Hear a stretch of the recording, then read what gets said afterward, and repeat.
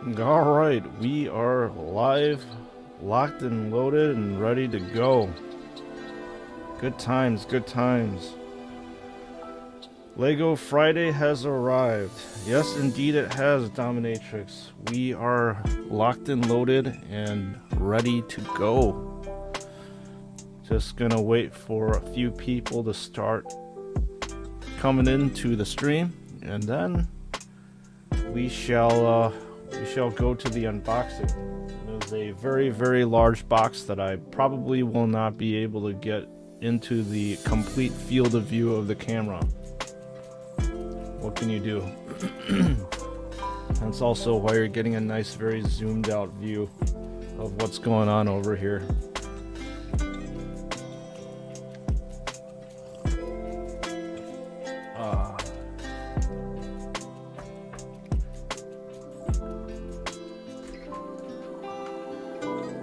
Friday the 28th.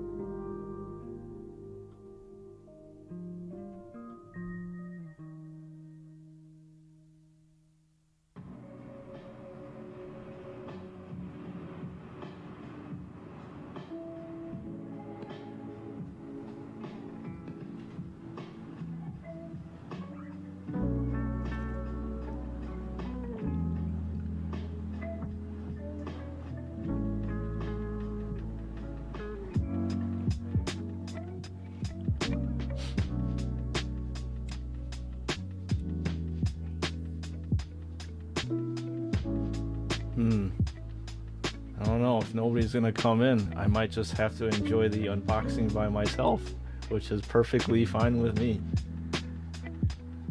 I'll wait a few more minutes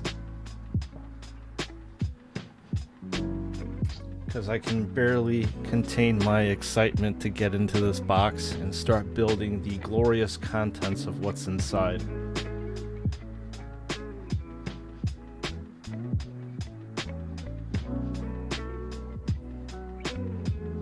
We'll hang out for, I don't know, 5 to 10 more minutes and see how it goes.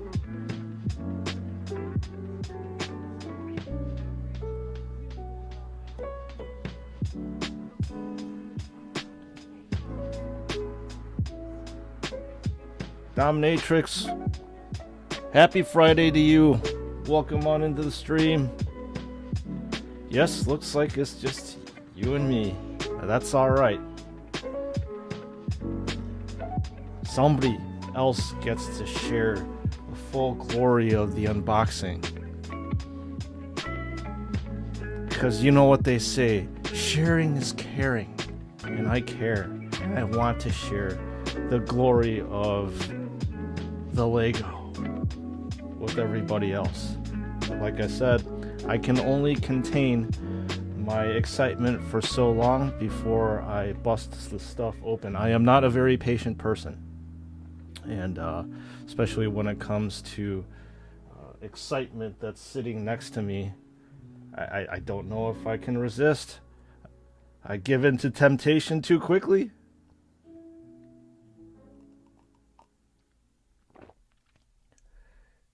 It's shiny.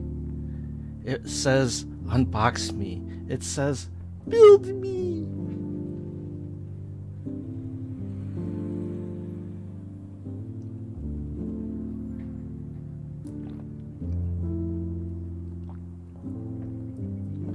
So if that's going to be the case, then you know what? It's all good. I'll give it, so my timer says 7 minutes 30 seconds since the stream has gone live. I'll give it until like 10 minutes, and that's the amount of time that I'm willing to wait. So hang in tight there. We will get there.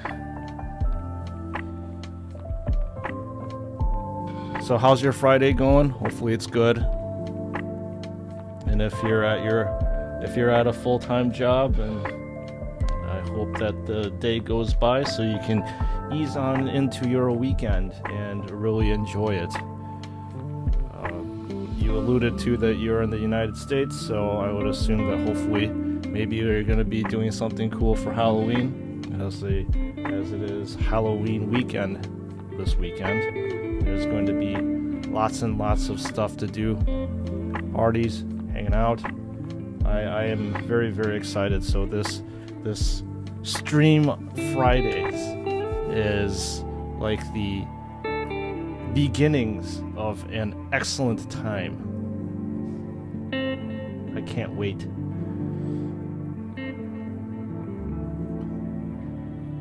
So far so good. A little bit busy, so on and off, working and not. That's perfectly fine. So like I said, if you got a full-time job, I understand that you have other stuff that's going on. Obviously you need to concentrate on your job. Schrodinger's lyric. Yeah, alright.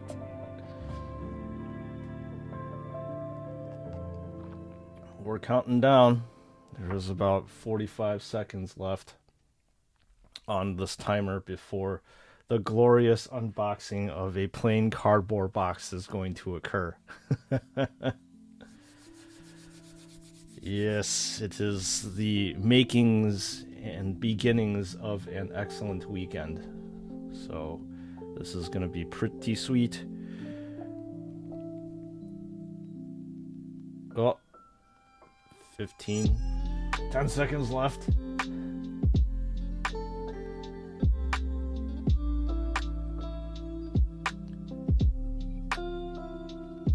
Alright, I cannot wait any longer. I can barely contain my excitement. It is time. Time for the reveal.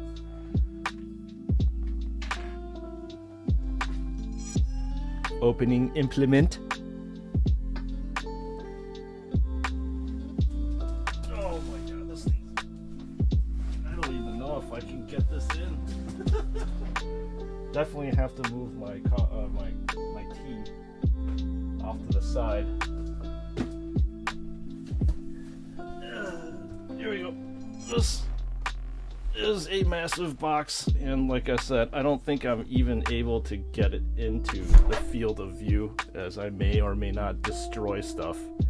It's so big that I can't even get it under the camera or the microphone stuff, and I'm too lazy to adjust it, so I am sorry. Alright, well, you can't really see anything off this side, but it's just a gigantic box that's sitting in front of me. I'm sorry that I can't get into the field of view, but you could at least kind of see me unboxing it over here. So this is how big it is. Whoa, man. Woo. This thing's a monster. Oh, yes. Oh, so much joy is occurring right now. So the best I can do is probably have to maneuver this around for you all to see. This is what it is. And it's full glory here. I can unbox it for you this way. Look how huge this thing is. Look how pristine this box is. Like nestled in here. Glorious! Okay. Oh man, this is hysterical how big this thing is. Oh. Oh yeah. Look at that. I can't even get it under either, even without the cardboard box.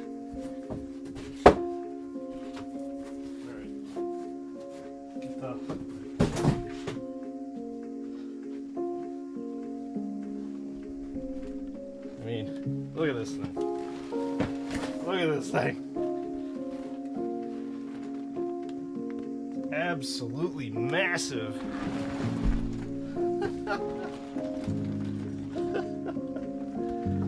Whew. You hear that? That is the sound of joy.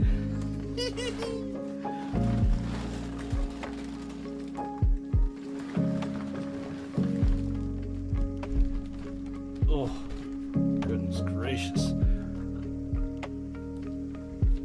All right.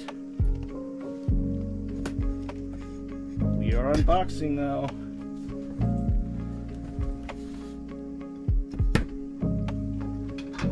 Holy cow.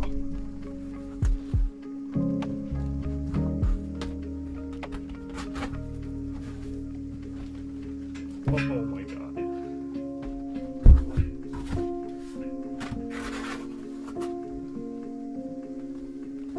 Prop this thing up so it doesn't fall. But like, there's another inner box here. What is this? A box within a box within a box? Look at that. Woo!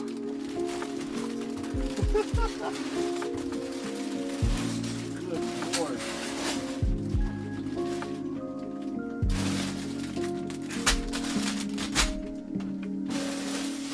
ASMR heaven for you, dominatrix. 20 something odd bags.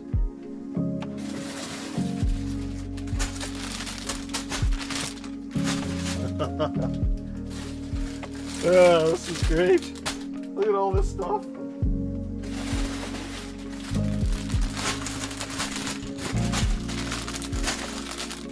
Bags and bags of glorious Legos. Woo!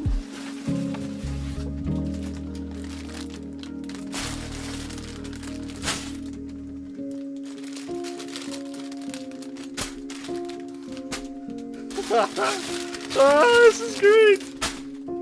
Oh, it reminds me of me being as a kid.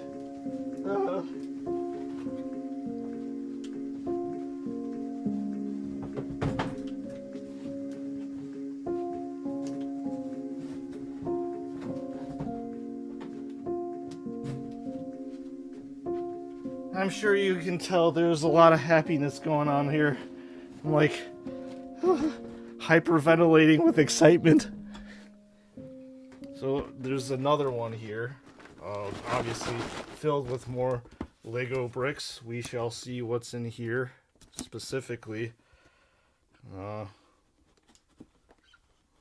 Okay. Oh, look at that. Even more bricks. Woo! It looks like we're supposed to be starting off with the stuff that's in the white box instead. So, This we will definitely not be able to get to today, the stuff that you're seeing here. 20 something odd glorious steps. Lego Fridays are gonna be pretty epic for the next at least couple streams.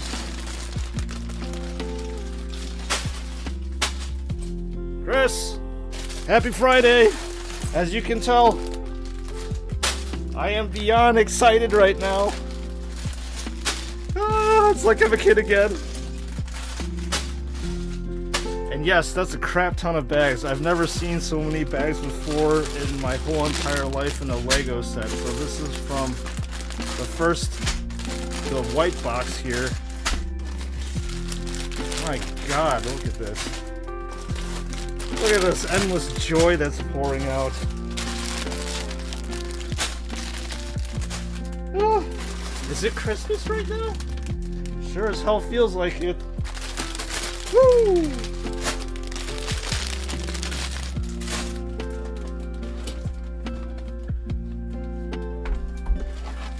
Look at all this stuff. Oh my God. Never ending. Random piece over here. Oh, here we go. The beginning of fun right here. Oh, this is so cool.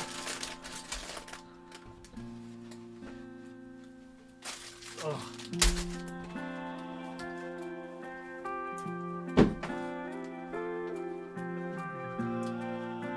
Oh. Look at this. This is like the instruction manual over here. It's like bulging at the seams. Oh man. You don't blame me? I feel like a kid too. Oh man, I feel like a kid right now. Yes.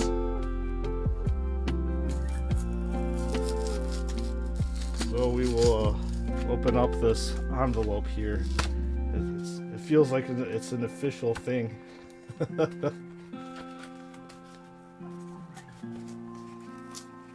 Yeah.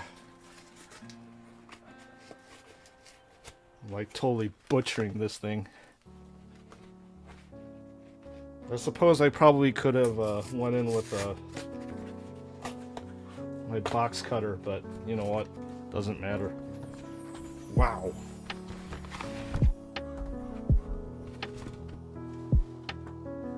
Okay, just threw everything off the side, so there are first large book, and then a second very large book over here as well.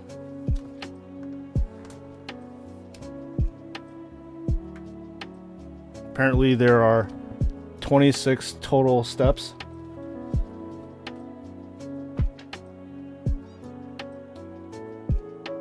Oh man, this is glorious. And it's almost like the good old Lego instructions, because there are multiple pieces that they put here.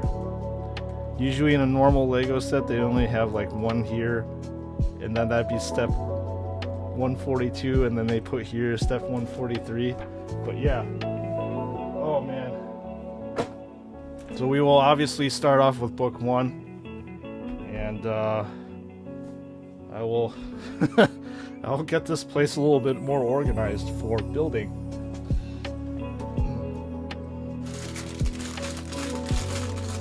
One.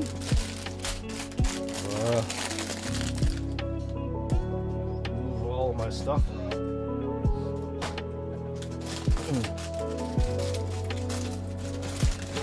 Three.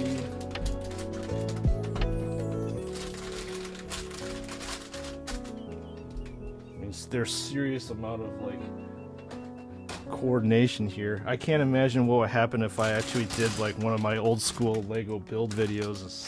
How long I would have to do this and how long I would have to edit it. Be like a 2-hour long YouTube video, and people would get so bored of it. But I think this subject matter is definitely worth the live streaming. And I'm sure that your brain is probably exploding right now, Dominatrix, as all the rustling of the Lego bags is occurring as I'm trying to get the stuff into order. I don't know if we're ever going to be able to get around to some of these steps today, so I'll just toss them off to the side.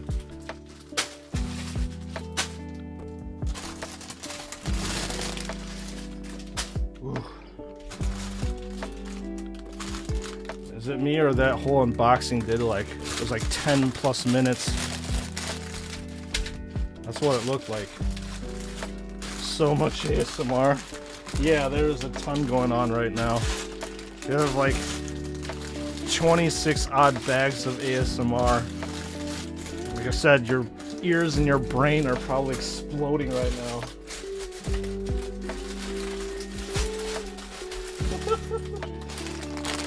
Oh man.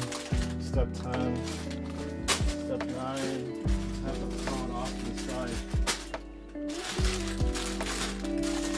Step 8. Throw it off to the side. I don't know where this belongs, but whatever. We'll get to it when we get to it. Alright, 1. Whew! Alright, let's get locked and loaded, brothers and sisters of the chapter.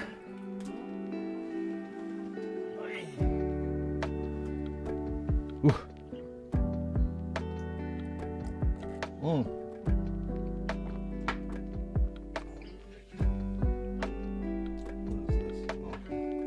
Exciting times, exciting times. All right, we have the first book out in front. Lego Day. Luke, welcome on in. Welcome to the stream. Happy Friday to you. It is a happy Friday for me. You missed the earlier part of the stream where I unboxed it, and it seriously felt like fucking Christmas to me right now. I am so excited to bust into this thing and to get building.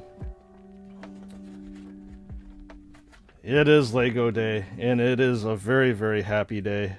Look at that. So there's it's interesting that within this build there's an homage to this castle. It is yellow, and I believe it is the only yellow castle that is out there. And there's a bunch of different things over here. So how it started too. This tiny set.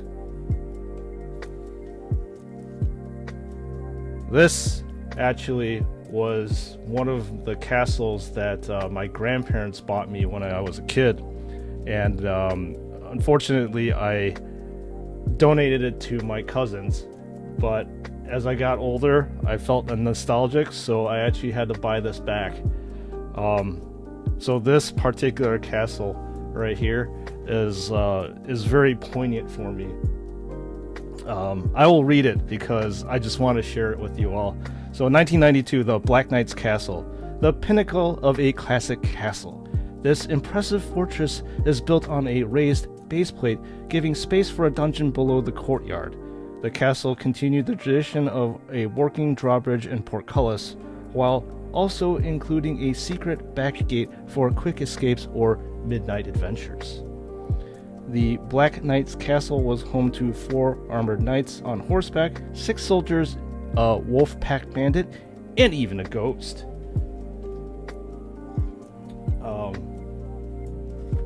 So yeah, I love this one. This is one of my favorite ones. I need to get my trackpad over here because I can't control stuff.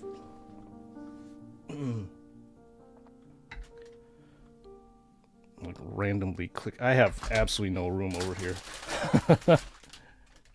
And I have a huge desk. Alright, what's up here? Sorry. Still have a stream to take care of. Have I seen the Warhammer Lego creations people made? Yeah, I have. They are very, very awesome. So this is just going through the different. I used to have this one too, the Wolfpack Renegades. Try to get the glare off of this.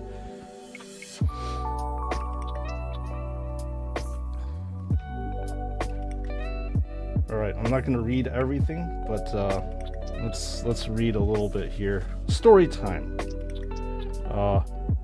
Reading over here. A new castle classic. It is always a challenge to reinvent a much revered LEGO theme, but our new Lion Knight's castle blends more than complex LEGO building with the spirit of original sets such as 6080 King's Castle to create a model packed with fun features and functions.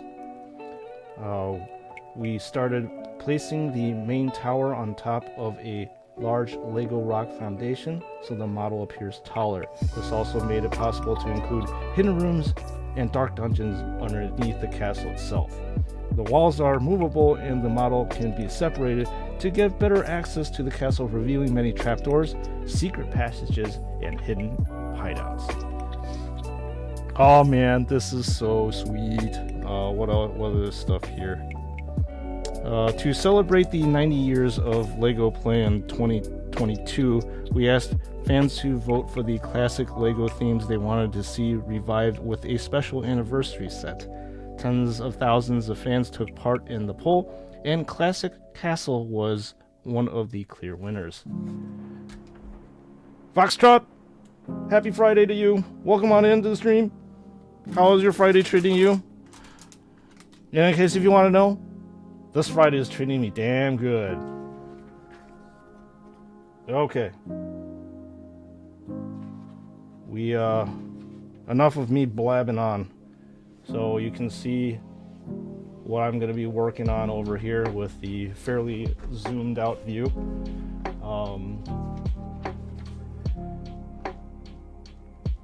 And as they say, let's fucking go!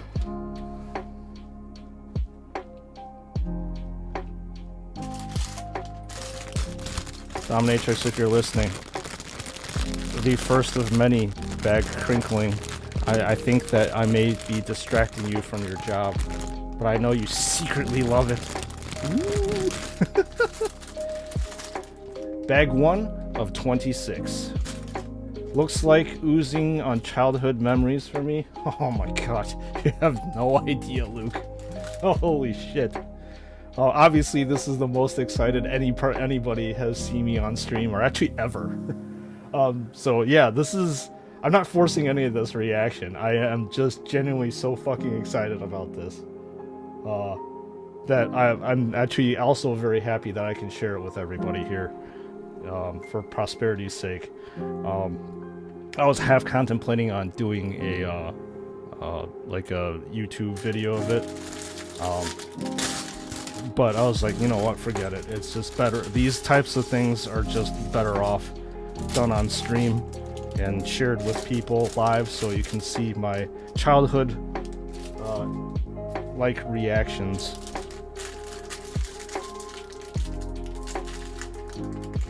I never had the Lego castle, but had Lego robots and vehicles. It's gonna be fun. Hell yeah, man. It is gonna be a very, very awesome time. So, thank you for joining me all, everybody, and this is gonna be a really fun time. Oh yeah.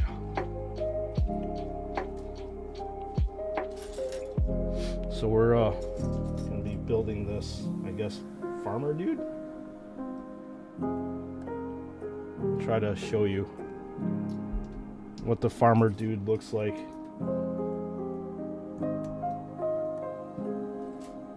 Oh man.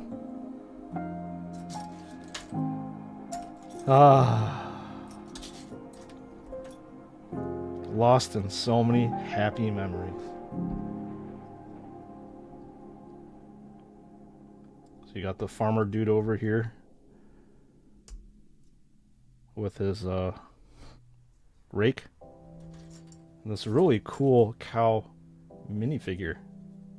I don't think I've ever seen this cow minifigure before. Steak. You're not late? You're back to airbrushing orcs? Okay. Go ahead. Look at that. Cool. Very cool. And this is the farmer dude. Looks like he's got a printed back too that I completely missed. So much detail in Legos. It's fantastic. And I never ever complain about the quote-unquote painting or whatever it is on these things, because there's nothing to complain about.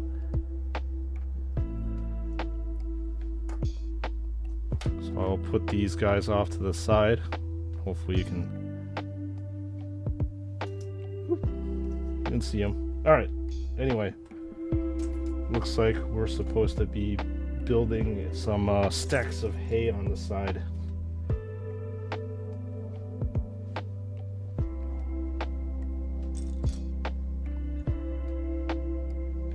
So how's everybody's Friday going? Going well, I hope. It's a very auspicious start to the weekend. I think this is like a haystack or something.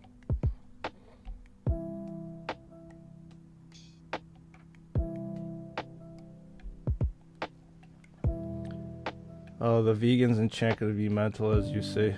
Steak, love it. Hey man, steak is one of my most favorite meats, and it is one of those things that I love. I love grilling, and I'm really good at grilling steak. So, Bessie. Anyway, Lego has built themselves a dynasty of near perfection. Yes, they sincerely have, and they do such a good job of translating everything into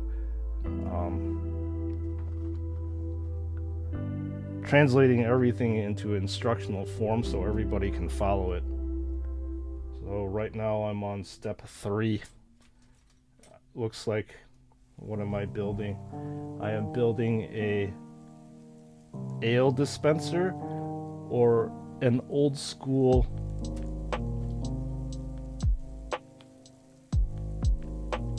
basically an old school keg.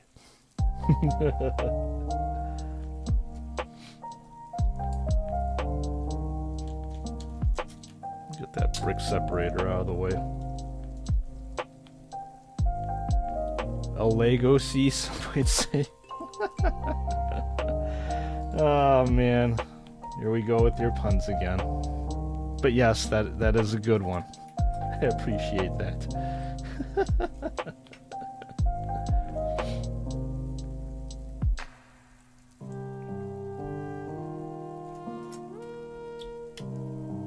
Look at that.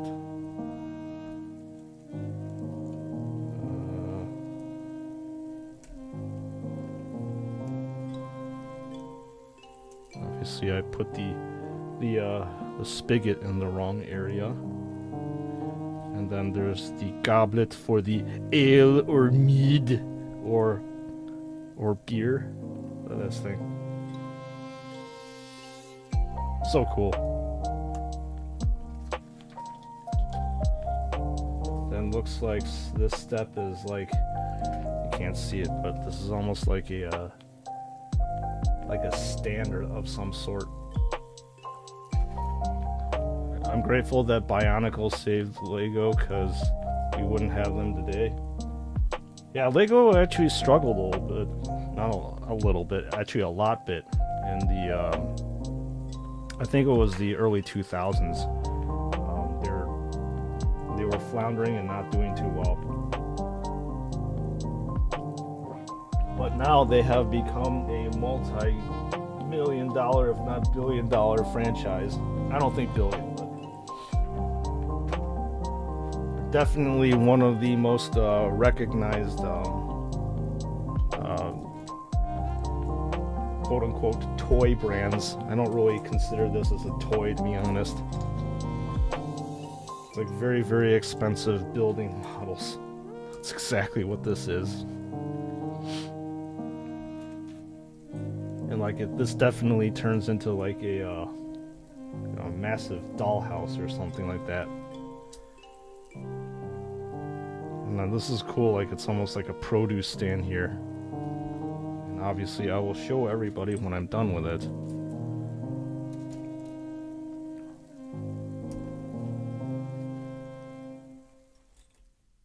Yeah, I feel like I really need to put some upbeat music on it because I'm so excited, but I can't.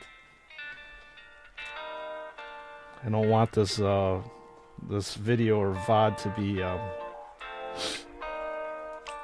quote unquote blacklisted. So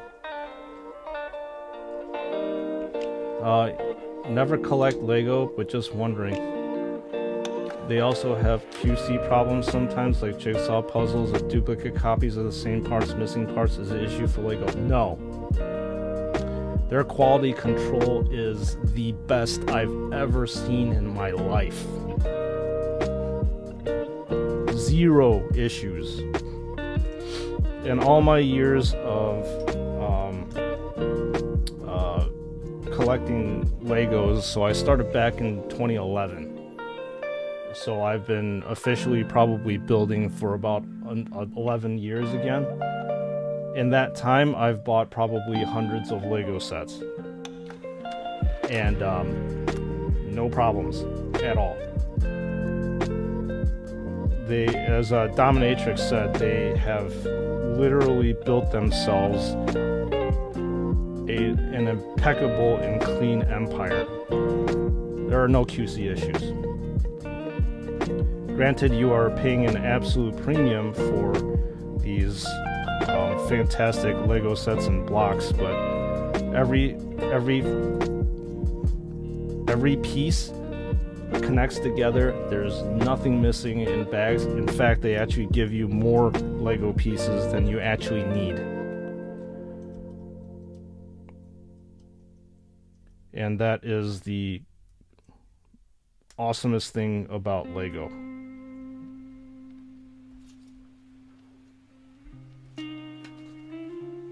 So, like I said, in my old Lego review videos, there is no point in time that I talk about painting. There's no point in time where I talk about quality control or assurance on these things. Zero. Because you don't need to. And that's probably one of the most impressive things about this company. They've got their process and procedures down to a 100% T. As I said, it is the best I've ever seen, period. So like all these action figure companies and stuff that I'm talking about, especially Joy Toy, these guys put Joy Toy, it's not even, they don't even put them to shame. It's even worse than that.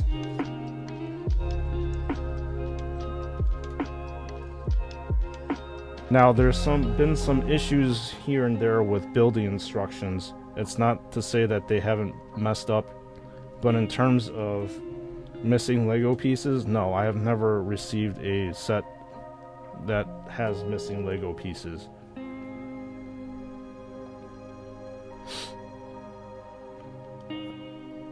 '90s, early in 2000, they were in debt and Bionicle pulled them out. Sometimes they have issues, but it's not common. Missing parts have happened. Yeah, it has happened.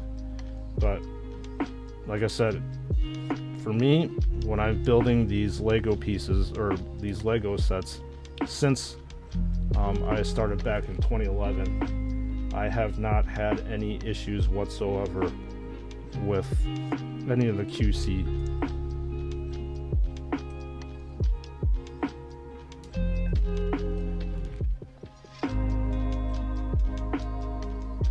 Alright. Apparently you have a market stand. It's really cool.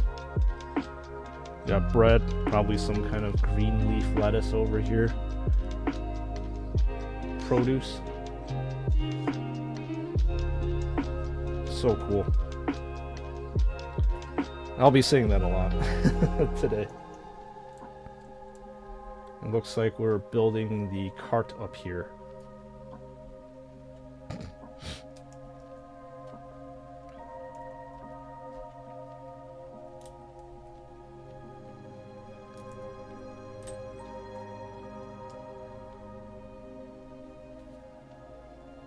it's just so cool that with just a few simple pieces you can build something that's so recognizable.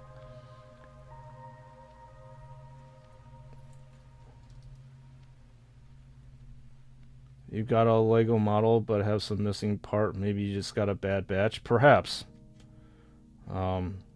That's actually more of a odd thing rather than the norm. The norm is you have all your pieces that you need. Like I said, they have screwed up on directions and instructions before.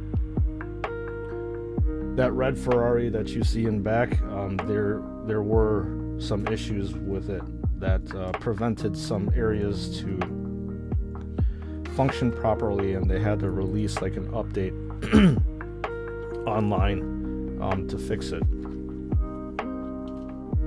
But at least they fixed it. They recognized the issue.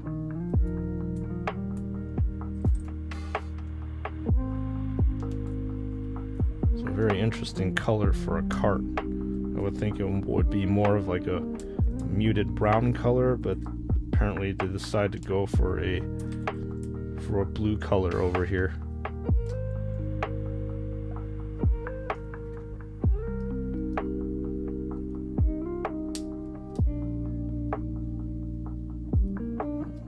Love it how they use like different pieces to actually make up stuff. So this is used typically for flags, but they're using it obviously for this side of this cart.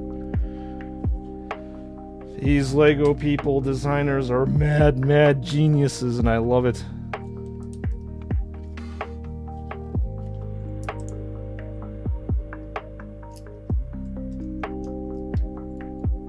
Okay. There we go. Apparently you attach it at the bottom. Not sure if... Okay. It's positioned a little bit backwards. And I forgot to put the horns on the cow, apparently. So we shall put the horns on.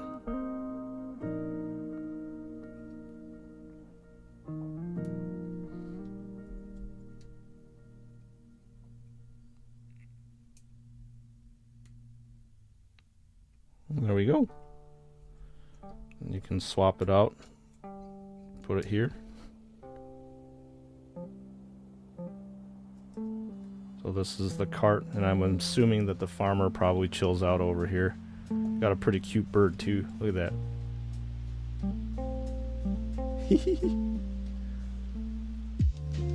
that. Skin is all done on the orcs. I'll send a few pics once they're completed. Nice. Yeah, I'd like to see those Foxtrot. I like to see other people's painting styles and painting techniques. Everybody's got their own particular style when they're painting all these things. Obviously, you've seen mine. My style is super clean, and that's how I like it. There you go. Step one done. I'll put this off to the side. So again, you got a old school kegerator, some, I guess, hay, nice cart.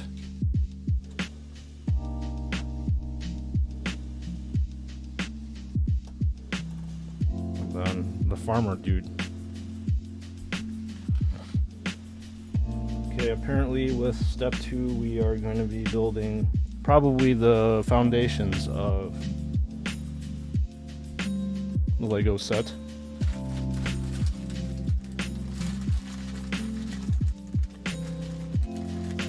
You can get into contact with Lego and they send you parts and replace the set, but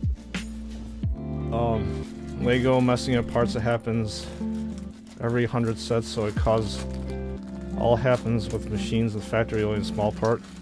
It also actually takes, if you are missing a part, it takes them a little bit for them to deliver it to you, because I think they have a factory out in like Eastern Europe or something like that they usually send all the missing parts out to, or from, actually.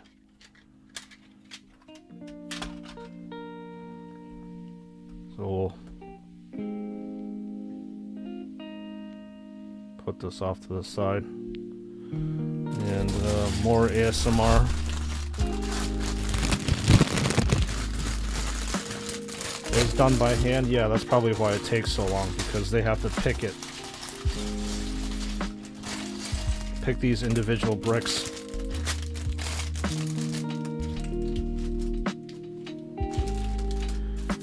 After I'm done, there's going to be a gigantic pile of like plastic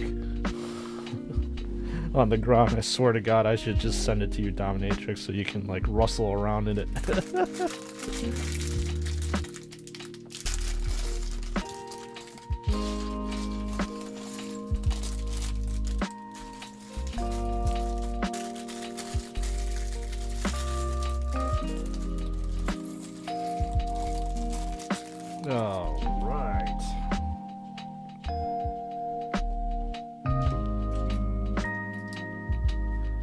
The foundations of many, many new memories that are going to be happening.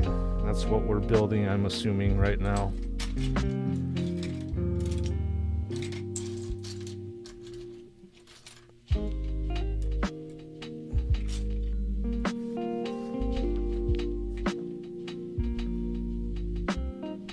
I was commenting earlier too that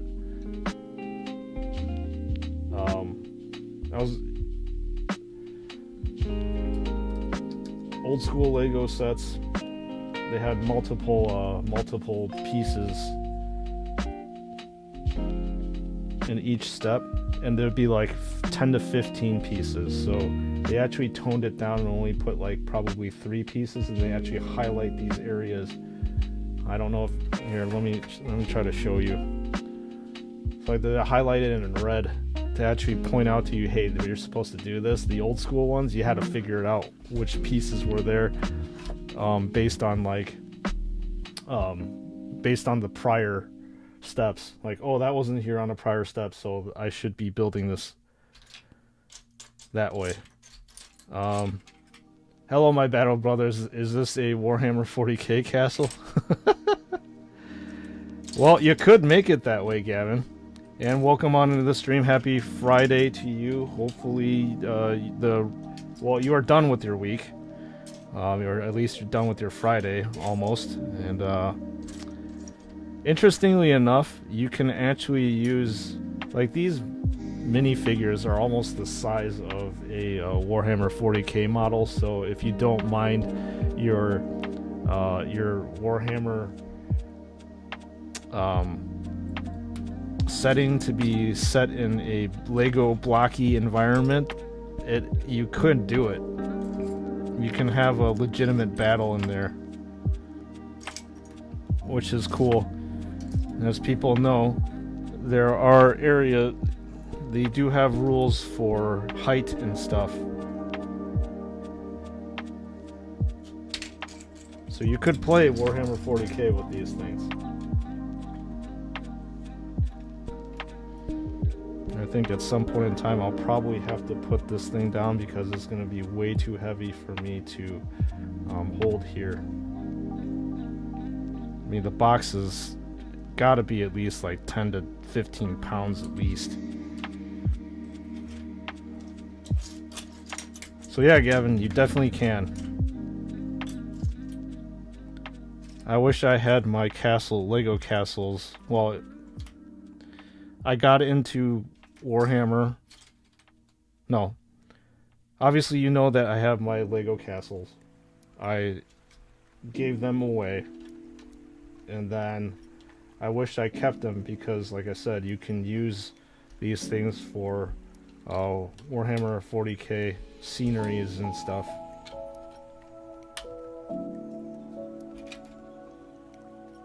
So I did not actually get to play 40k with these castles. Perhaps now I can.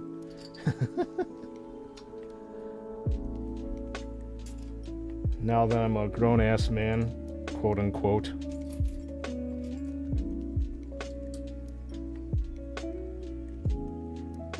You ran out of letters I could put in a text to make it in 2 parts, so factory only small part is done by hand. Yeah.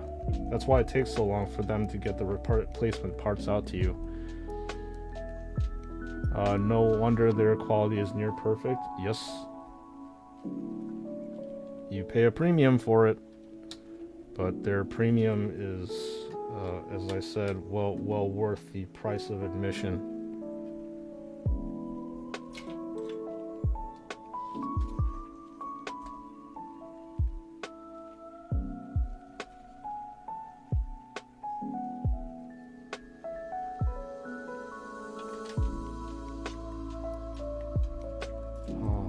I can just feel the nostalgia surging here.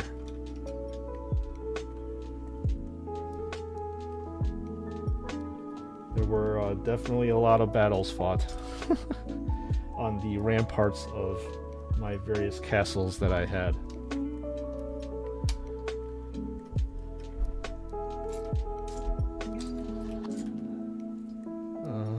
Where is this other white piece? Here.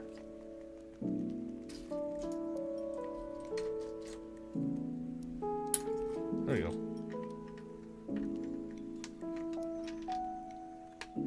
Alright. Then we're on step 9 right now. I'm specifically going to be building this area. Not too sure what I'm building, but again, that is the lovely mystery of Lego. You sometimes don't know what you're building until you literally get there.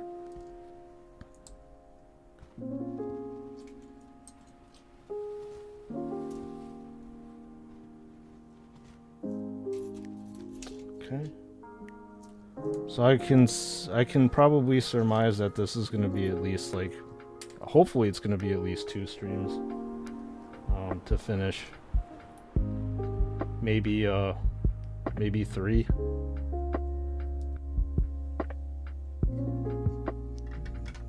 But I'm definitely going to be taking my time to enjoy the glory of this. When I can, I'm going to go back to the Star Wars side of things. Are you talking about like Lego Star Wars or just Star Wars in general? Because there's lots of things that you can obviously do with Star Wars.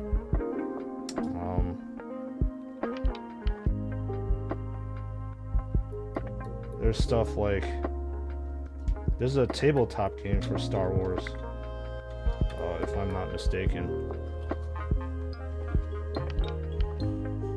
There's that. How long am I streaming for? Probably for about 6 hours as usual. Maybe a little less, we'll see. That's the typical length of my streams.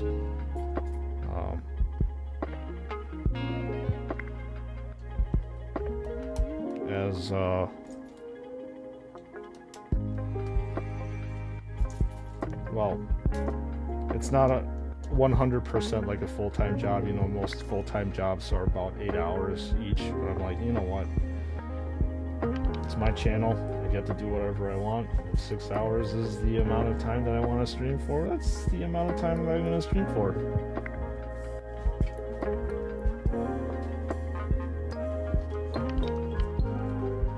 And if I need to cut it off early, then, well, so be it then. There's nothing I can do about it.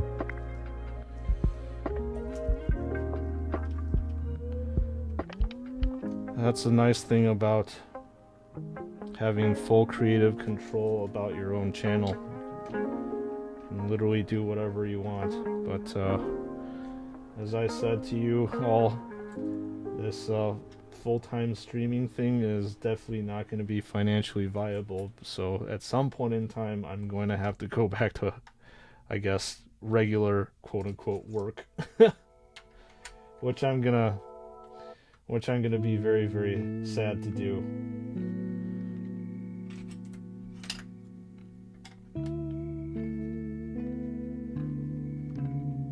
But hey,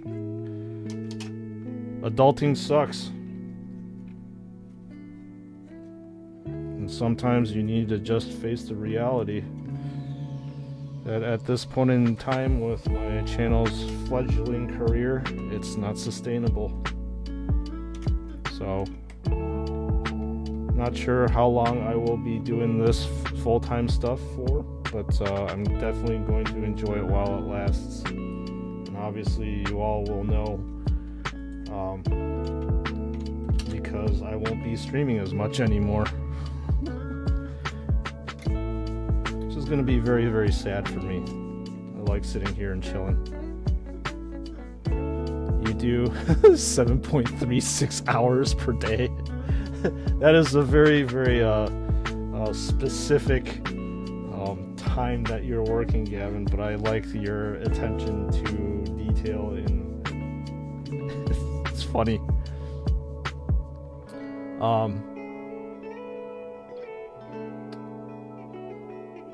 I mean, you're almost at 1K. Yeah, actually, it's really nice that I'm there.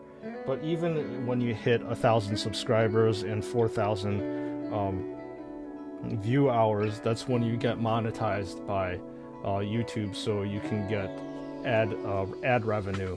The problem is that with regards to the ad revenue, you don't get that much money. You probably get like fractions of cents per view. So that kind of sucks. So even though, you know, it's hitting a very, very huge milestone for each content creator, it still won't be sustainable. The nice thing about that is, I believe it unlocks other things for the channel, which is like if you want to super chat or donate, it makes it easier for people to donate. And if you want to subscribe to the channel, like subscribe as in like pay money to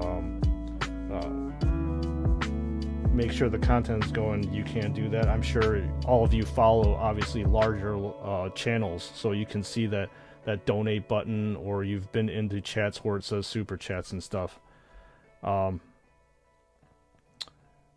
What work do you think I'm gonna go back into? Don't skip ads on the channel. It's okay, Foxtrot. It's fine. So it's not a depressing subject, Gavin. It's kind of just something that I have to be realistic on things. So what am I gonna go back into? I mean, I have a few options. Obviously, I am by trade a pharmacist, so I can definitely go back to being a pharmacist. There are other options aside from pharmacists, like pushing pills and stuff. There are other more clinical options, like seeing patients and whatnot. So I could do that, and clearly pharmacy pays really well. I mean, look at the stuff that I was able to buy around me. So that would be probably the most natural, I guess, progression or continuation for me. I have thought about going into, so cannabis is legal over here, so I thought about going into cannabis as well. I've always had an interest in it.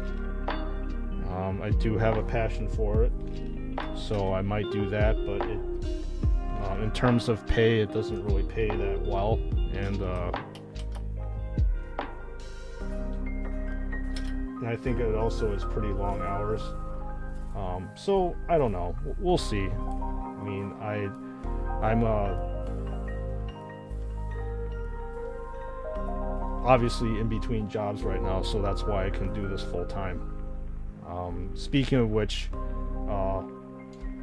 of full-time stuff, and I'll post this later on, there will be no stream Monday and Tuesday. I need to figure out some life crap, and like I said, that's just adulting. Have to be responsible, and that's how it goes. So yeah, I gave myself pretty much like 2 weeks to like chill out and stuff. And it's probably going to be time to find a job after that. So I've set aside some time for me next week just to do that.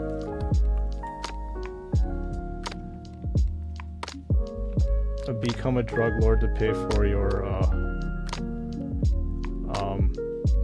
Lego and Warhammer sets. Yeah, this, as you know, the stuff that I am into and I love, they're not cheap. Warhammer is not a cheap hobby. Buying action figures, Joy Toys specifically ones, are not cheap.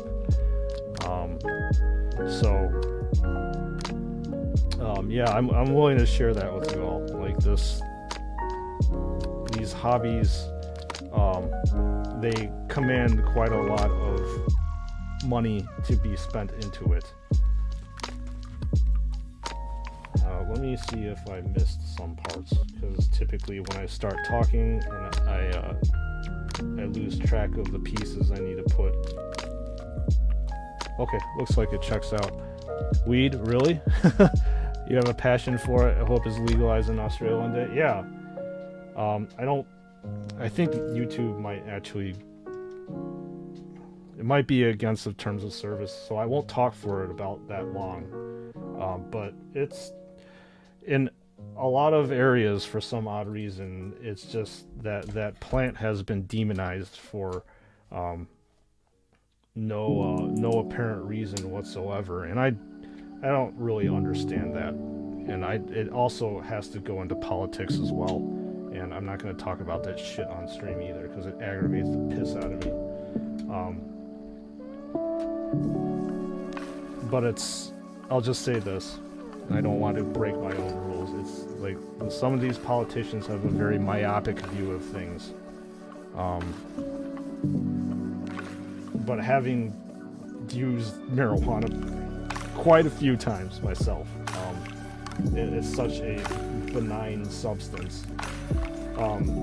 So I do have a passion for it. It's fun. There are a few of my friends that actually grow and cultivate it, and they will show me stuff like, you know, this is the correct time to harvest it, or this is what it looks like when it's harvested, and you have to prune it, you have to do this to process all these things. That stuff is interesting to me, and I'm always like locked and glued in when they're showing me all this stuff, what they do to basically harvest the plant. And then they tell me about like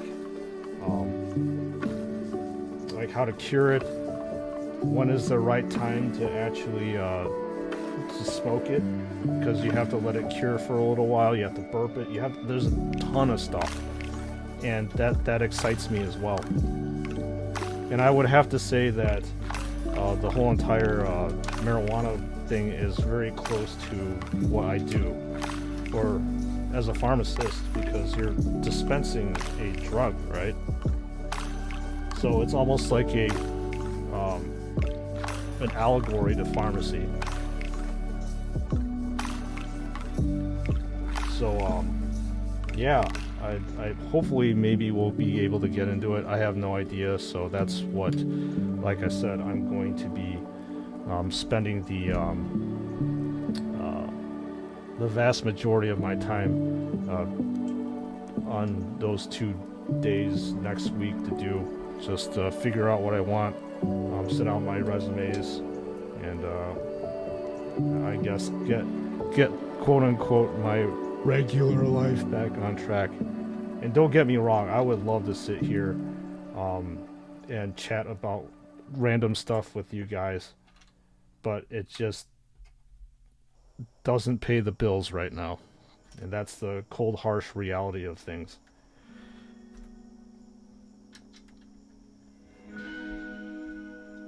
And I'm willing to, you know, bite the bullet and say, yeah, it is what it is.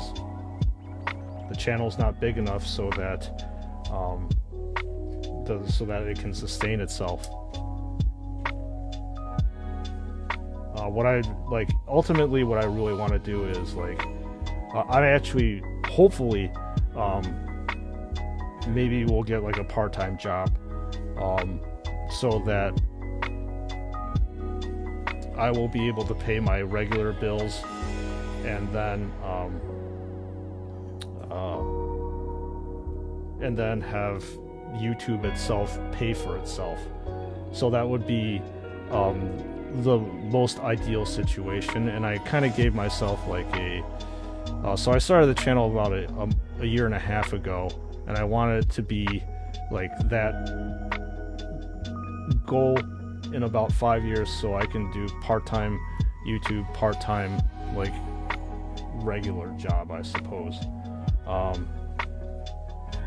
So that's my thinking about things. Something's not right here. Yes, I missed a piece. And it might be put together wrong.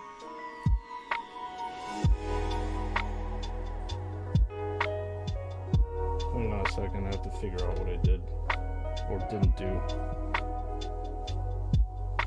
It's a problem of trying to talk on stream. You get distracted.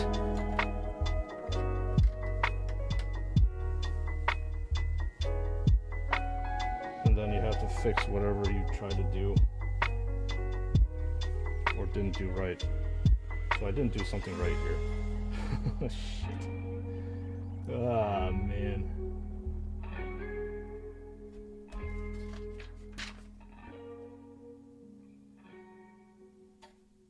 Wait, is this... Looks like this is kind of hanging off. Yep. Watch the history videos and its demonization. Yeah, it's just fucking bullshit. Grew some hydro ones in the closet. Yeah, I mean that's what a lot of my friends do. They do hydroponics, and it grows so well. I have a buddy of mine that actually he teaches horticulture with regards to weed, and he obviously grows it himself. He's got like this whole entire like hydroponics setup. He's got like areas in which to dry it, and then it almost has like an industrial venting system out too. And he's got this whole entire setup in his apartment, and it's fucking awesome. Just to watch all that stuff going on. Like when he talks about it too, it's super cool because you can see his love and enthusiasm come out when he's like teaching me all this stuff. And I mean, life is too short not to be pursuing your passions, and weed has always been one of his passions. And he lights up just like I light up when I'm building these nostalgic Lego sets and stuff. It's just very cool. So I hope you enjoyed the experience doing hydro, Gavin. Will I still upload? Yeah, I will still upload. I mean, I was still uploading even when I had my full-time job. It got kind of hectic at times, just because of what my job demanded me to do. But I still managed to do this my shorts for 3 days a week, and two videos every week. And that's my current plan. But again, it depends on the stresses and rigors of a new job, and I have no idea what it's gonna be. Like I said, ideally, I would like to just have a job where I can just quote unquote work my 9 to 5, and then come home and have time to grow the channel, because ultimately I want this channel to be my future.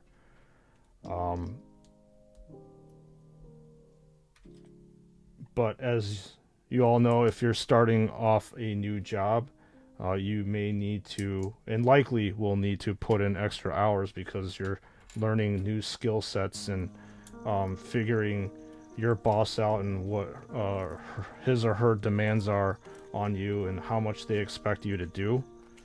So it's it remains to be seen, but that's still my goal. I'll definitely be uploading. That's for damn sure. Like I said, I don't want this channel to die. It's my baby. And then I've worked this hard to get it to this point. Obviously, you've all helped me help get it to this point as well. So I'm super thankful for everybody's support thus far. This channel definitely would not be where it's at if it wasn't for everybody here. What the heck am I doing? Jesus.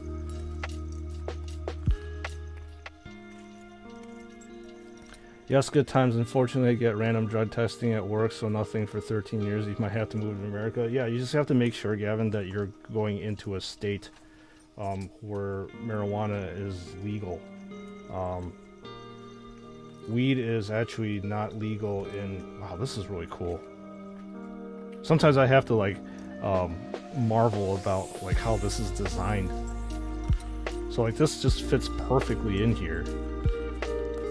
And you get these cool corners that you are not able to get. What I mean by cool corners is this is not a typical 90-degree angle. Anyway, sorry, no inner monologue. That is completely turned off when I'm streaming for you all. But anyway, Gavin, what I was trying to say is there are some states in which it's not legal. Some areas, so it's odd.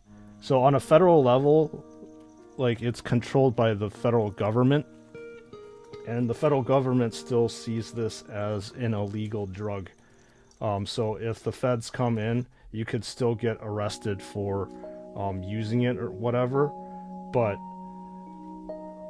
on the state level, it's interesting because, like, you have states in which it is complete. So it's called recreational. So you can actually go over to dispensaries, like legit dispensaries, and buy legal weed. And that weed is really, like, some of the best shit I've ever smoked in my life, because it undergoes rigorous laboratory HPLC, like, grading and stuff, and you can actually see the THC content on every single one of the flower packaging. So it's very scientific, and it's very regimented in some states.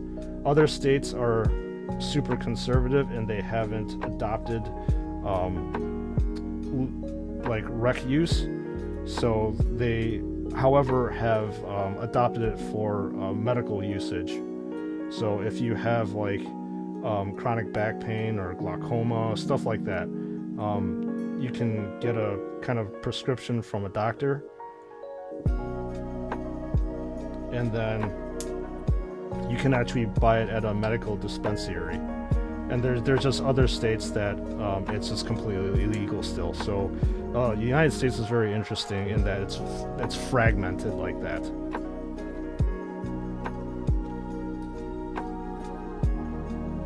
But it would be very awesome to see at one point in time if the federal government, so if the federal government mandates to be legal, then it would be legal in all states.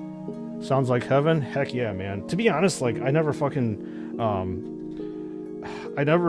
like imagined that it would be legal here in the state that I live in. But it is. And like I said, you could just drive over to your dispensary, and these dispensaries, like, they definitely disrupt the quote-unquote image of marijuana. Like, everything is super clean. the storefronts, like they're not dodgy at all. It looks like a Lego storefront. So they present you like, I mean, you can still buy flour, but you can also buy all these edibles too. So they have like these edibles in a case. So you have like weed candy, weed chocolate bars, weed stuff like you can put into your water and stuff. So you got vapes. It's actually quite awesome how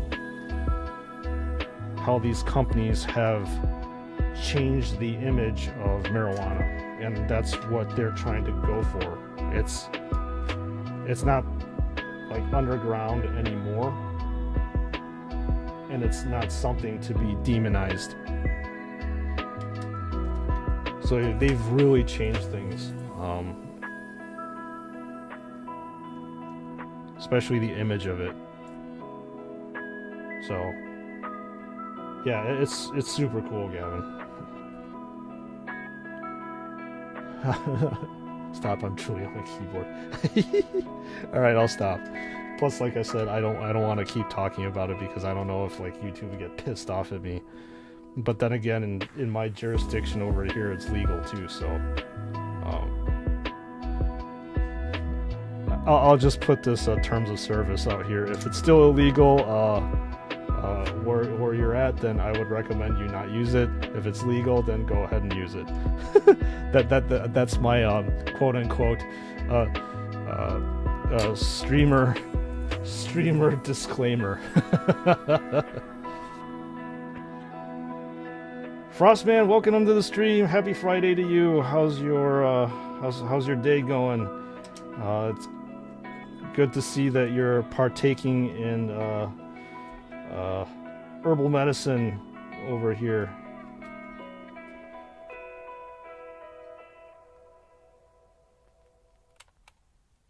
Apparently we are making some sort of like dinner table, which is cool.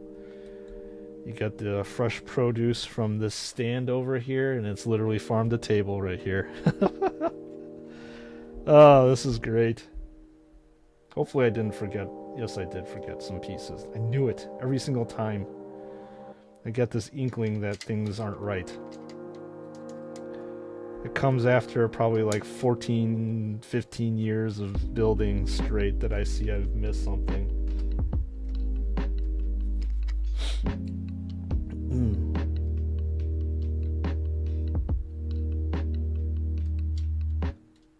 Got these bowls over here, and got this croissant over here. I think they provide you an extra bowl.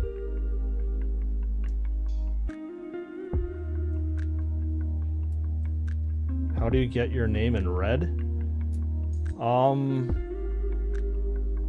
I don't know actually how to do that. I think it's maybe like a YouTube setting that you're able to do it. I know for a fact that so my whenever I post something, it's gonna be in yellow. Moderators are in blue, and then subscribers are in green. My channel is I could tell you, but I would have to end you. But yeah, my channel's not monetized, so you can't subscribe to it, so nobody can be in green. But in red is, I've never seen that before on the YouTubes. All right, step 3.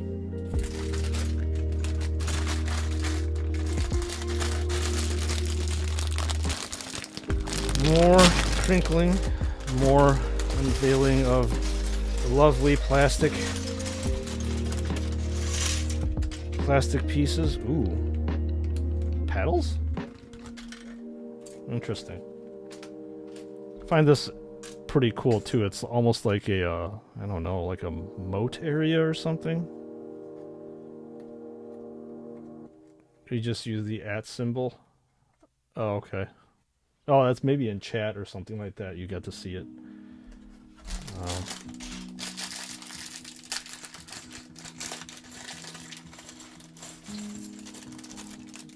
Toss all these plastic bags. Dominatrix, this is again for you.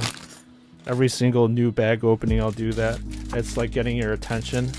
I don't know if you have like a dog or a cat, but every single time that there's a specific sound or something like that, you like if you're getting treats, they know, they're like, whoop. What's going on?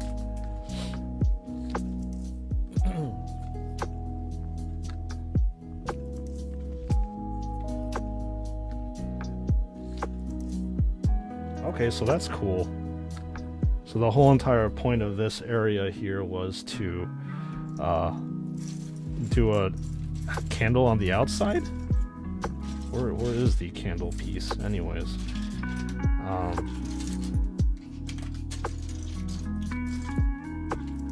A white carrot? Interesting. Oh, here we go. Here's the candle piece. And then we're supposed to stick it in over here.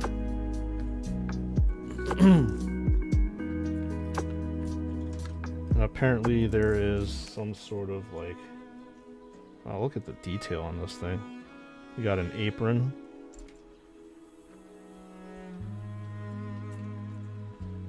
And then I wonder if this person is supposed to like serve in the kitchen. But yeah, look at that. Like you got the suspenders, the straps, this apron. Lego didn't have a lot of pre-printed stuff before. But yeah, it's pretty badass. That person off to the side.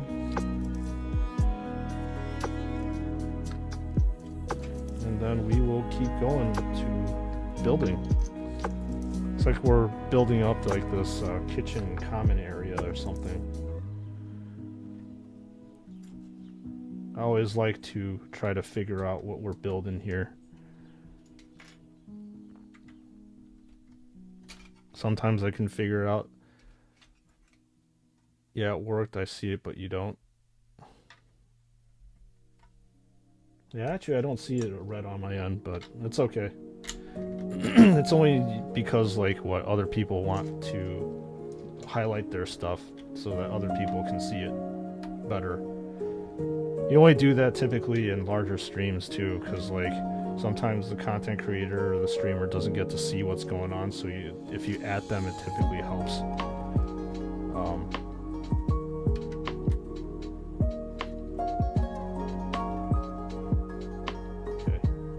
I think I need to do like a pause and check every single time after I finish a step, lest I forget it.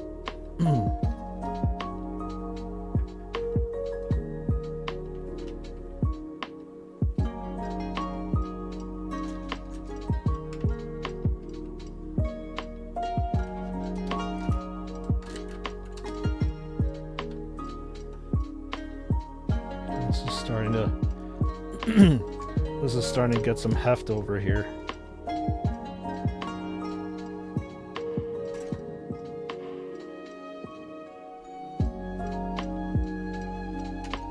As things are slowly coming together. Ooh, this is cool.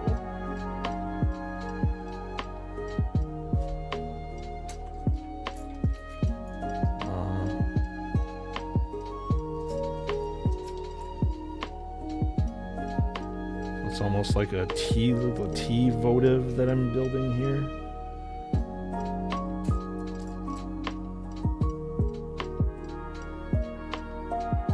I love seeing all this stuff like slowly come together. These different parts.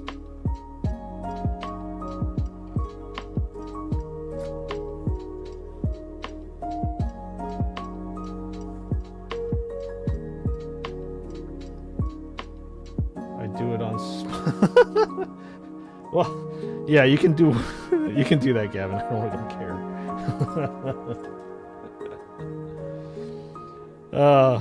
You can. It's a bit excessive. It's not like things are scrolling at 10,000 miles an hour. It's not like you're on what was it, XQC or PewDiePie's stream. Actually, is he even streaming anymore? It's not like you're on those guys' streams where things are like in a million miles an hour. I don't even know why people decide to chat in those things. You can barely even see chat. Really, this is like a gigantic water vat. That's cool. Then again, I never watched those people, so whatever. I always tend to stay away from larger streams.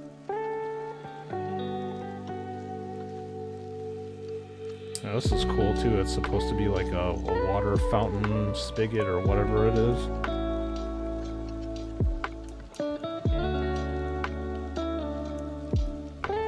Ah, this is awesome. Look at that. It's so realistic. It's like pouring into this water pot, force habit. That's fine. Doesn't bother me, man. All good.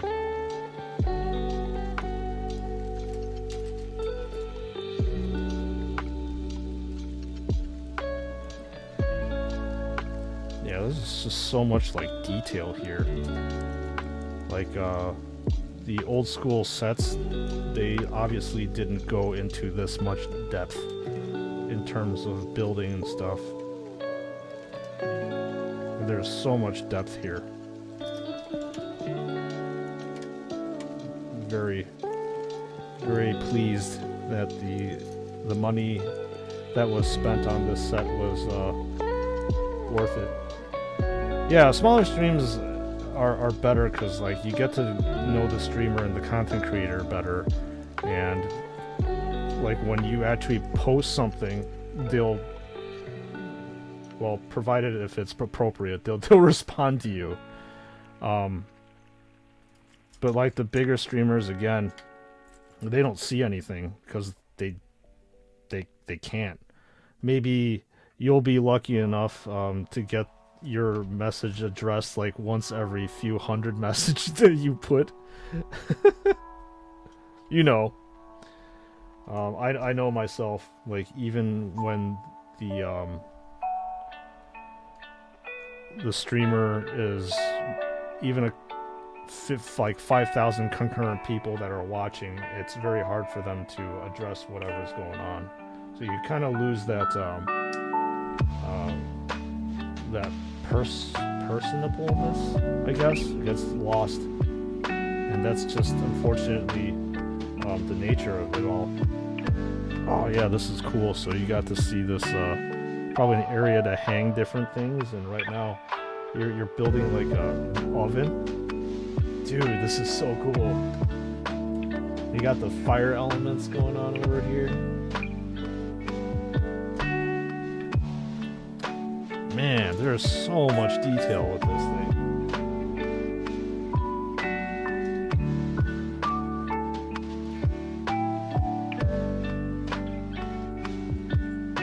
So yeah, typically when I watch streamers on Twitch, their streams are not more than 500, I guess.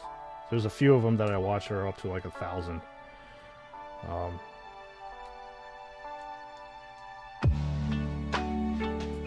And then you're just watching literally chat just under those larger streams just fly by. Impossible to get people's attention.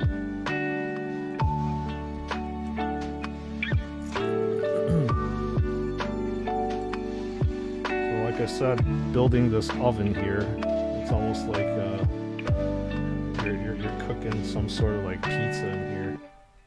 That's badass.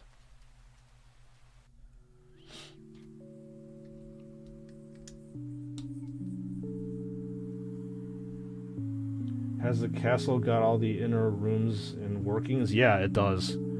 Obviously, there's only so much that they can do. I mean, this set is massive. It's got like 4,000 plus pieces, so yeah, it's got inner workings and stuff. Like the old school castles obviously didn't cost this much, so they weren't able to get all the inner workings either. And I think if you actually decided to put out like a set this big, people back in the day would probably just flip out. I don't know. I can't say, but yes, there are inner workings. It's almost like a gigantic dollhouse, I'll have to admit, when you're done with it.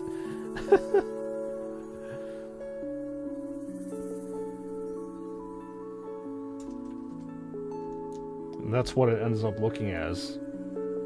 You're building a gigantic Lego dollhouse. But we can quote-unquote legitimize it by using this for Warhammer 40k terrain. How about that?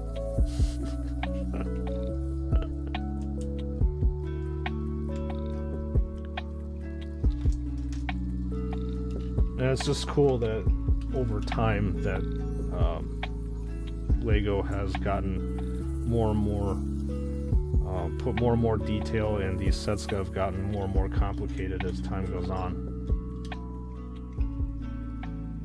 And obviously this set, because there was like a survey that was put online, like what should we make for our 90th anniversary. This set was voted on and heavily influenced by adults right now who were children back then, like me. I actually voted, and I voted exactly for this, and I'm so stoked that this was the one that was chosen. Yes, and we don't play with dolls. They're like action figures or models. Yes, exactly. I call this an adult building set. So this is the apparently the oven.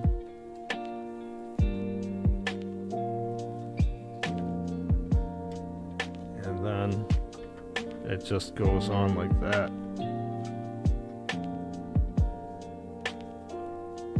Yeah, the attention to detail for this thing is absolutely nuts.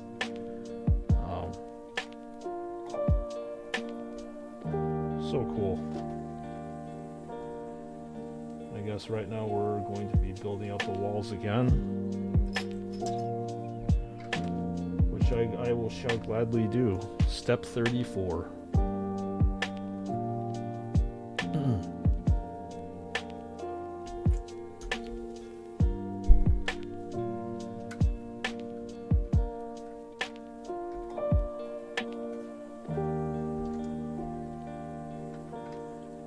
Again, at some point in time, this is just going to be way too heavy for me to like be handling like this, so I probably have to put it down, and so you're only going to get like a top-down view like it. It looks great. Reminds you of Minecraft. Yeah, actually. Obviously Lego came first, and then Minecraft came along.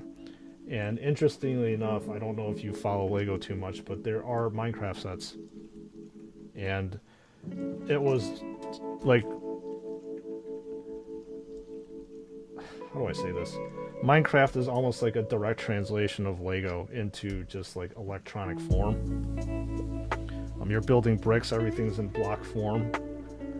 So it's actually really almost like meta when you buy a Minecraft set, because it's in Lego form. You have like Lego and Minecraft, Minecraft and Lego. Like,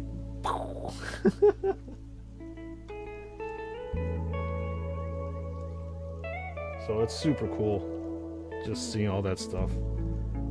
But yeah, there are Minecraft Lego sets, and it's been one of the more popular releases of Lego too.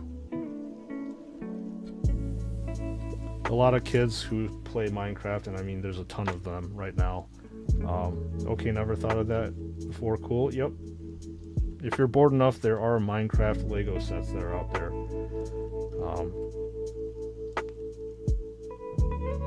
But a lot of the kids who play Minecraft game will actually buy Minecraft Lego sets, and there are, the Lego sets are based off of Minecraft. Things that happen in Minecraft. I mean, you see like creepers, you see farmers. You have the Ender Dragon that's there. You have the Nether, like Lego sets. Man, look at this. Look at this thing. It's like a water fixture. But regardless, yeah, you get to see that. And you get to play, I guess, play with these Minecraft settings IRL. Which, like I said, is like, it's meta.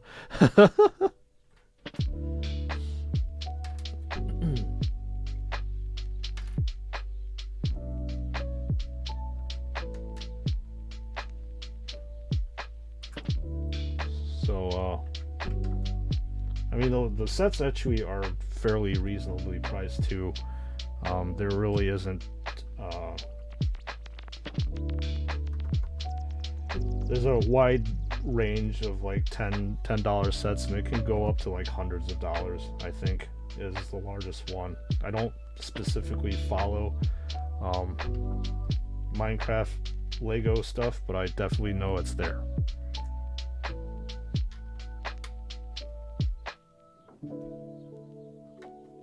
Okay, we're on step 36 over here. I'm gonna build this fixture, whatever this is.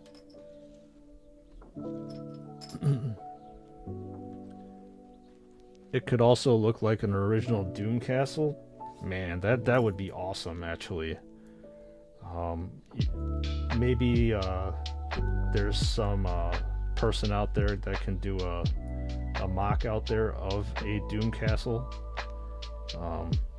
There's a heavy nostalgia for a lot of people, including me, when it comes to just like Doom itself. I remember like it was almost like Final Fantasy VII back in the day. One of those just eye-opening and jaw-dropping games that have come out, because nothing had been ever created like that before. Man, ID Software totally killed it back in the day with that. Quake. But yes, you're right. I would love to see a Doom castle being made into Lego form. I would doubt that it would become a standard Lego set, because Lego tends not to like to glorify violence. And Doom is the quintessential violent video game. In fact, my parents were like, they forbade me from playing the game because it was too violent, too much gore. Reagan, welcome on in. Happy Friday to you. How was your Friday today? Good to see you, Battle Brother. I am doing well. I'm doing very, very well, actually. If you want to see your streamer over here act like a child, you should just go back and watch the VOD in the beginning, where I literally squeal in glee when I busted open this very, very massive set. So it is currently Christmas in the chapter, because I got to build this. And Christmas has come 2 months early or 10 months late, depending on how you are looking at it. But I would like to say it has come early for me, because so far building this castle has been an extreme pleasure to me.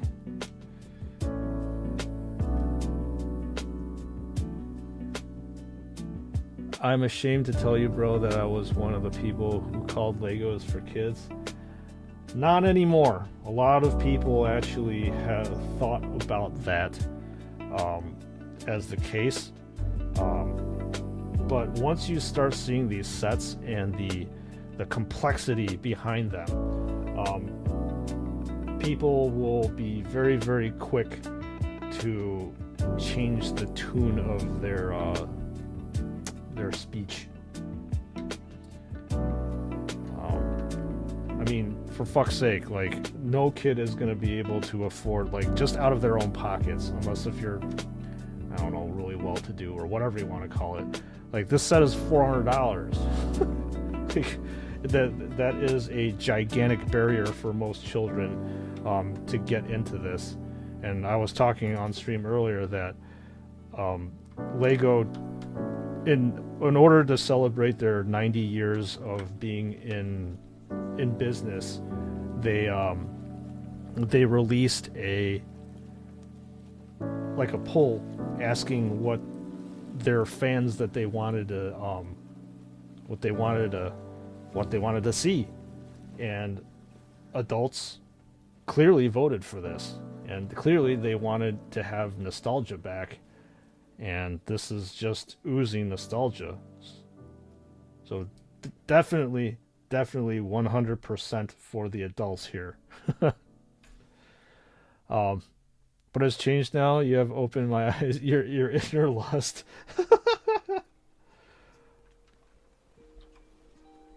Yeah, sets like this, there's some of them that are geared for kids, but there are a ton of them that are obviously geared for just for us.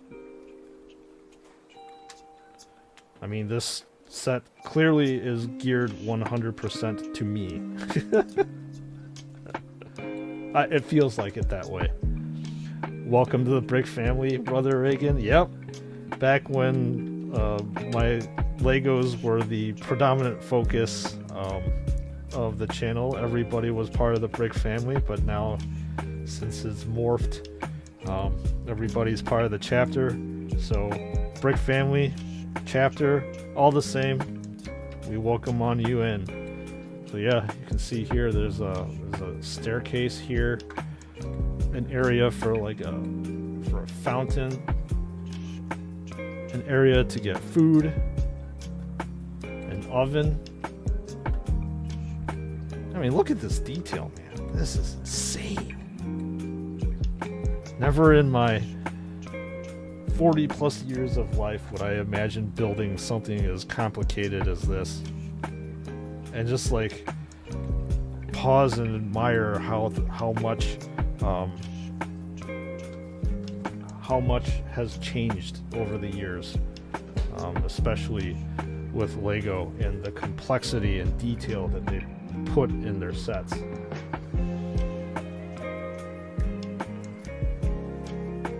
Apparently, I think we're building some sort of like spice rack over here. Like this is the step 40 and the spice rack off to the side.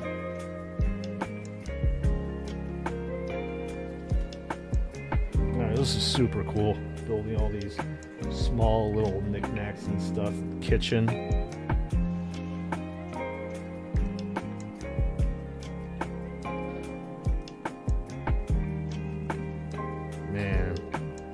So awesome.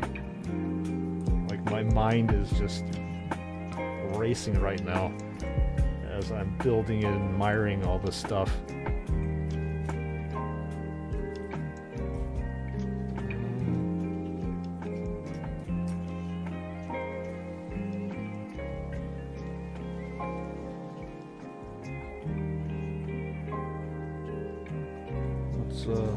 What's going on over here? Hang on.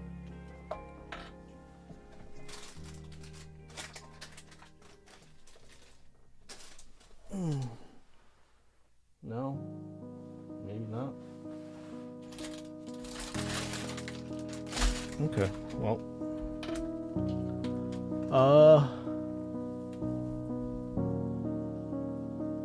Battle Brother, I'm afraid you're heading out. Gotta hit the gym for a bit. Oh, go ahead, Foxtrot. Have a good workout. What do they say? Get swole. yeah, just get healthy. Do what you have to do to, well, maintain your health. We need some Lego Warhammer. There are some Lego Warhammer sets that are out there.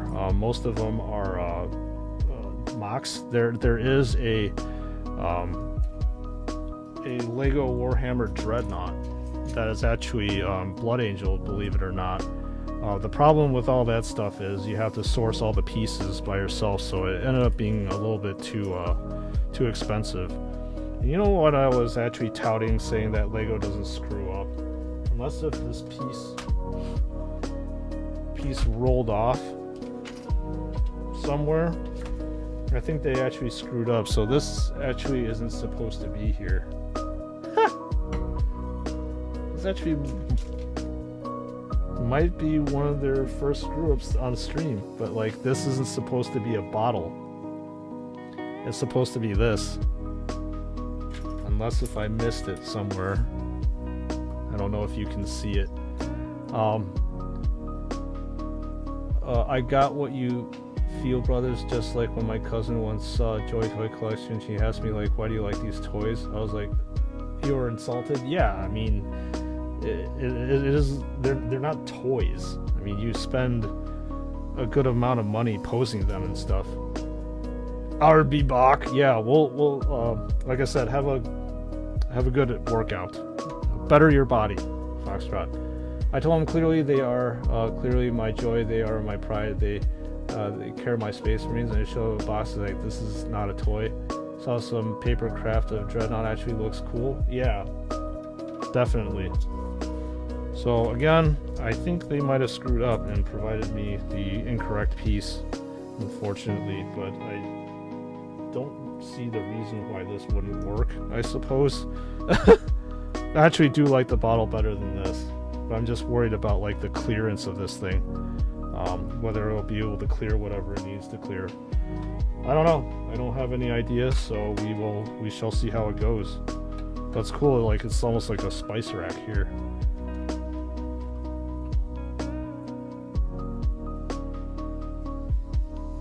Maybe it could be a beautiful mistake.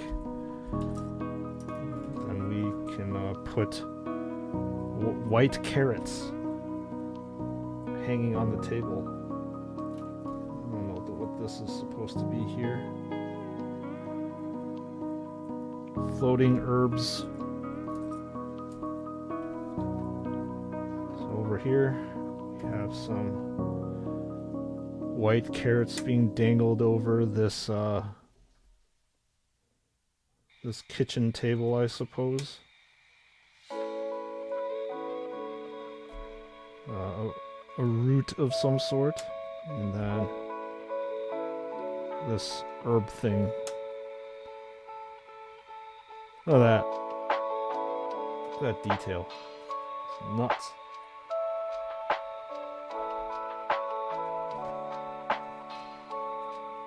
Ooh. So you got pots and pans and stuff too.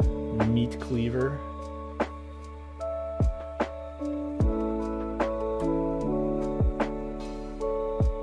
And then you got a saucepan.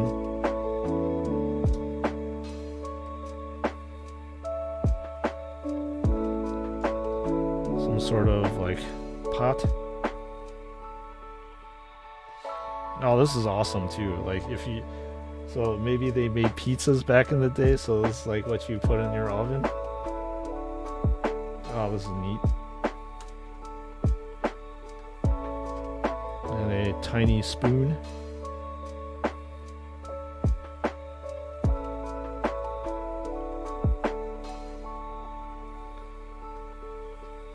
Oh, so no, that piece might have actually rolled off somewhere. Because this is actually supposed to go somewhere else, apparently. Huh.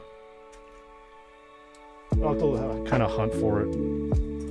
But regardless, we will look for it later. Pretzels, apparently, that you hide on the, or hang on the side of the castle.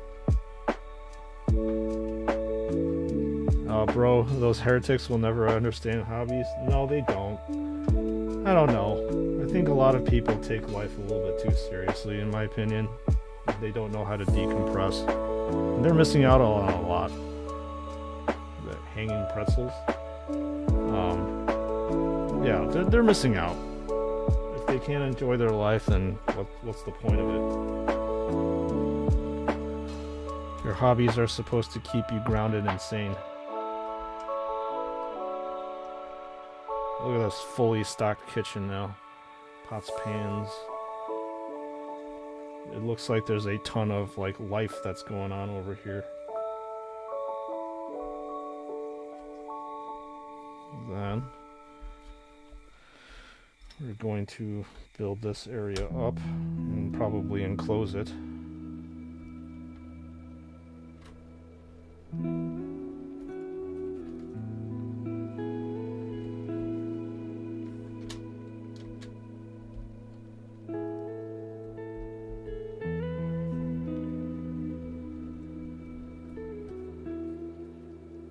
There we go.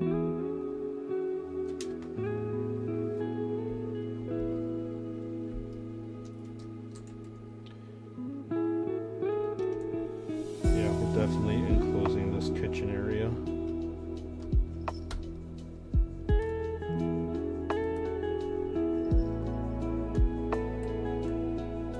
I can build Gundam, but not Lego. It's too many pieces. It just depends on the set, Reagan. Shoot, I missed a spot. Depends on the set. You have sets that are only a few hundred pieces, sets that are as little as like I think 40 or 50. You can find those. So Lego definitely has something for everybody.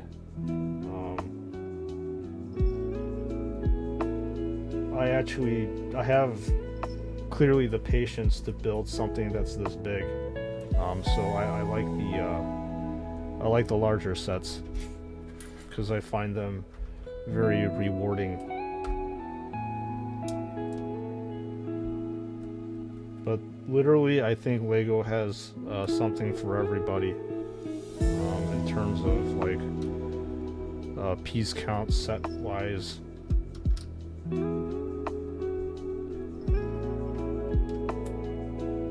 And they've expanded to a point in which they're catering to adults and stuff.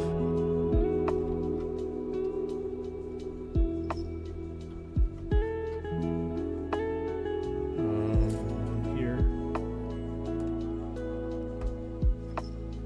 Alright, there we go. I saw a China Forbidden City Lego set on YouTube, man, that was awesome.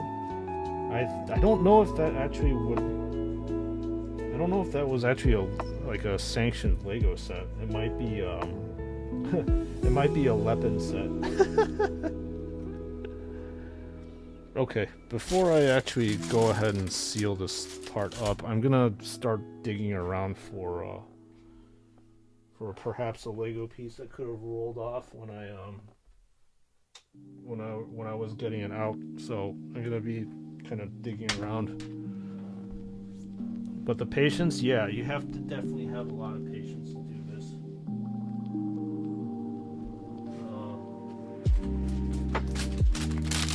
Definitely not here. Definitely not in there. You know, a lot of the times, sometimes I will just not dump all the Lego pieces out.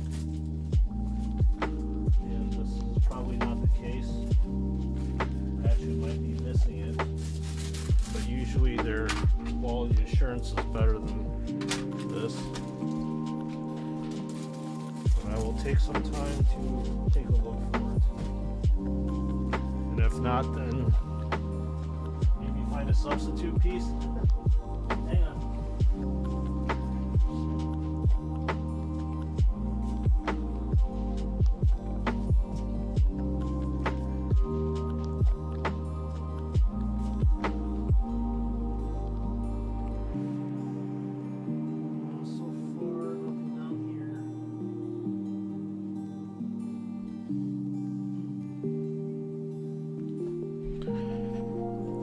also use this as a excuse to stretch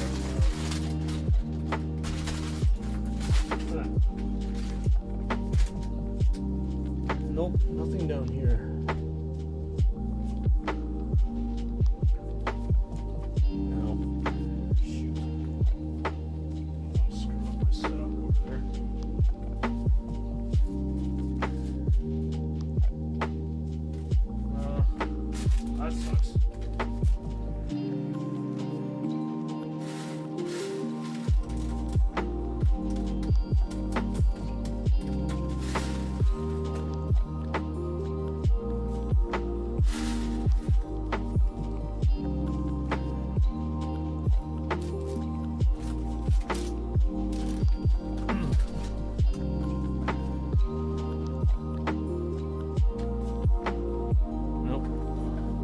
Did I lose some parts? Yeah, there was one part that they may or may not have provided, and there's also probably another part that I missed here too. I'm missing this. You can't see it. Missing this part. This part.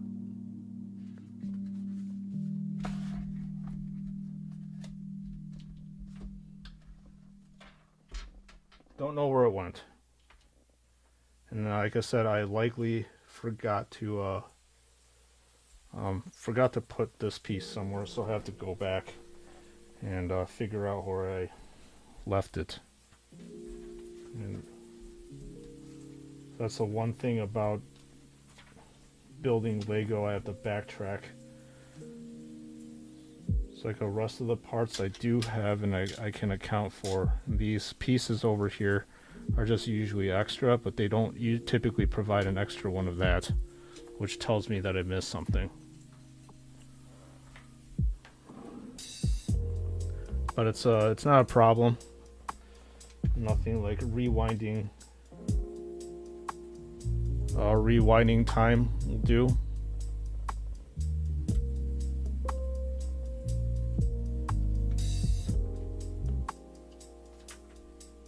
Seeing where I missed things, or could have missed things.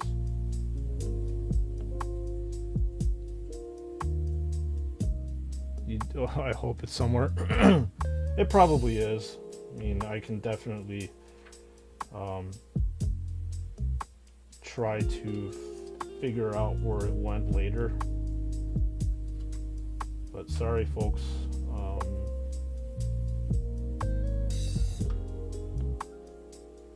I'm just trying to see why I have an extra piece here and where I could have missed it. As I'm chatting with you, sometimes I get distracted with things.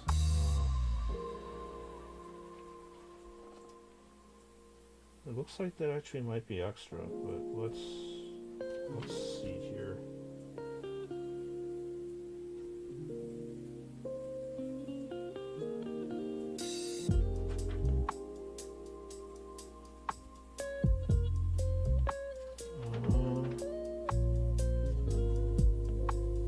Nope. So far, I think I may have put every single piece here, so this might be just an extra.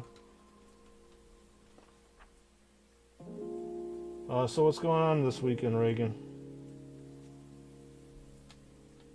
Hanging out with the family?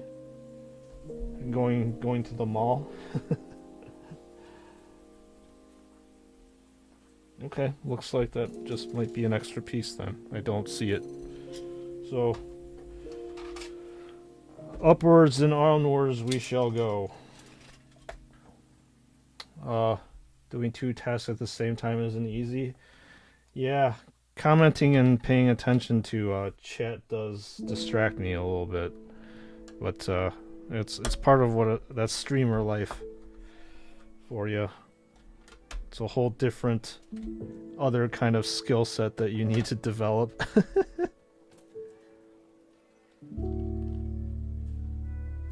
Yeah, to be honest, that piece over here, so it's missing right here. I mean, if you actually look at the castle as a whole, you'll never notice that it's missing, period. Wife has to go to church using your dad as a backup. hope pretending me, yeah. I can see why that would be tedious. Okay, so we're on step 4 now, but this is currently the state of affairs. You definitely have a piece of the castle, or a side of the castle only. So yeah, this is really cool that there was so much thought and effort that goes on to this, and we're almost like 2 hours in, and this is what it's been basically done in 2 hours. You get to really appreciate the size and the scale of this Lego set. So more things to open here. It looks like we're gonna be building a bard.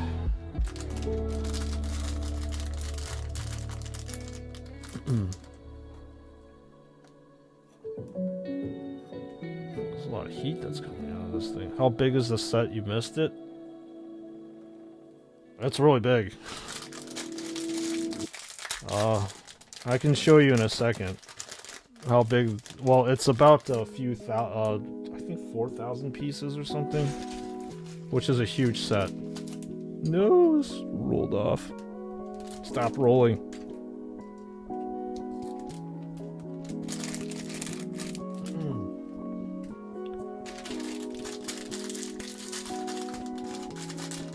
Yeah, just hang on a second, Reagan. I'll show you how big it is. It's massive. I just need to unpackage these. Step 4.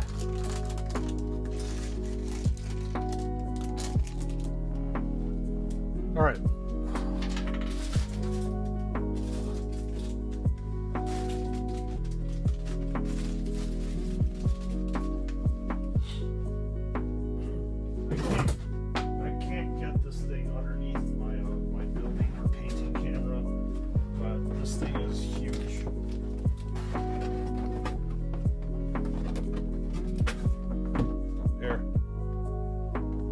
It's a gigantic box.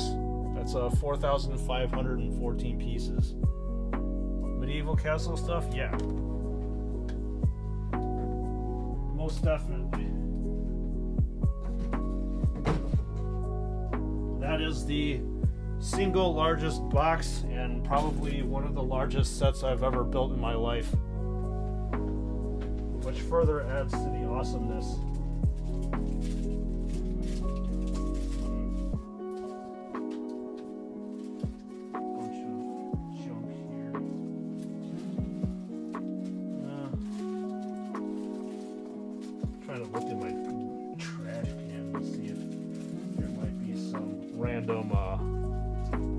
Random Legos that I might have put here, but whatever.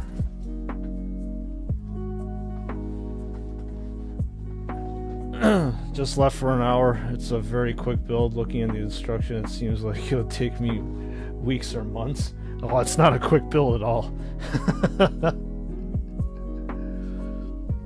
Yeah, this thing is definitely not a quick build. This is something that I'm going to be savoring every single moment of it. It'll take more than a half a year to finish. I don't know if it would actually take that long. You just have to. The biggest thing for the hobbies that I like is patience. You have to have patience to do this stuff. If you don't, then you're not gonna like it at all. So I love these little mini figures that are here, perfectly printed.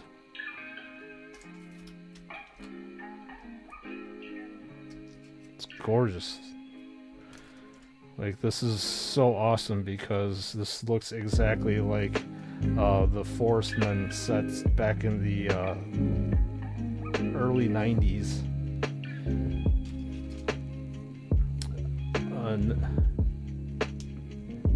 your nephew like to build a 3-in-1 box, I think. It's a Lego creator. Yes, it is.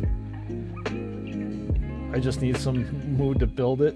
Yeah, you definitely have to be in the mood, but I'm always in the mood for building. Look at that. So cool. And the nostalgia is just oozing out from the set, as I've said before. It's fantastic. Okay, looks like I'll have to put this thing off to the side. We're building another section, so this is the section that we're going to be building now. Almost looks like an underground castle or a lair or something like that. So we shall move upwards and onwards.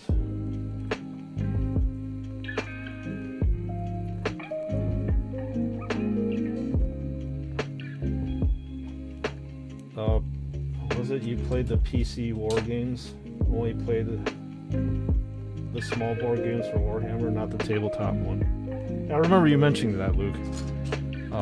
Did you end up playing Dawn of War? I think it was probably like an early 2000, like a real-time strategy game, very, very similar to StarCraft. That actually was, and probably still is, my most favorite Warhammer derived game that ever came out. I don't think any kind of other video game did Warhammer that much justice in that game, because I love that one. Probably a distant second would be Space Marine. The instructions need simple but need hand-eye coordination to find the right object. Yeah.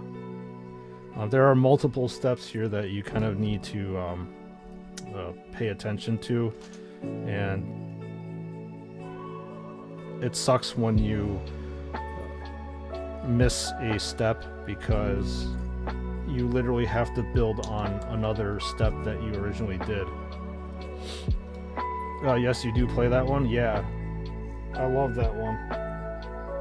Too bad it's very old and very dated, but I got all the expansions for it, but just the base game was just so cool. Had so much fun. Many, many hours were spent on that game, both online and single player campaign. And obviously if you had a PlayStation 3, Space Marine was definitely one that you had to play. I think those definitely would be, those two games would be like an introduction to Warhammer gaming. If people were to ask me if I were to play one Warhammer game, which one I would play, those two would be at the top of my list, easy.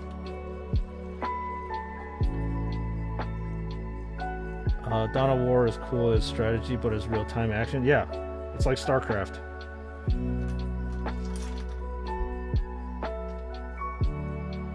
I enjoyed it playing it because you just feel more tied to what's going on. I mean, StarCraft, don't get me wrong, is cool too, but because of the Warhammer universe, it's just cool playing as those different factions, and because you're so tied with the lore, you feel more connected to what you're doing.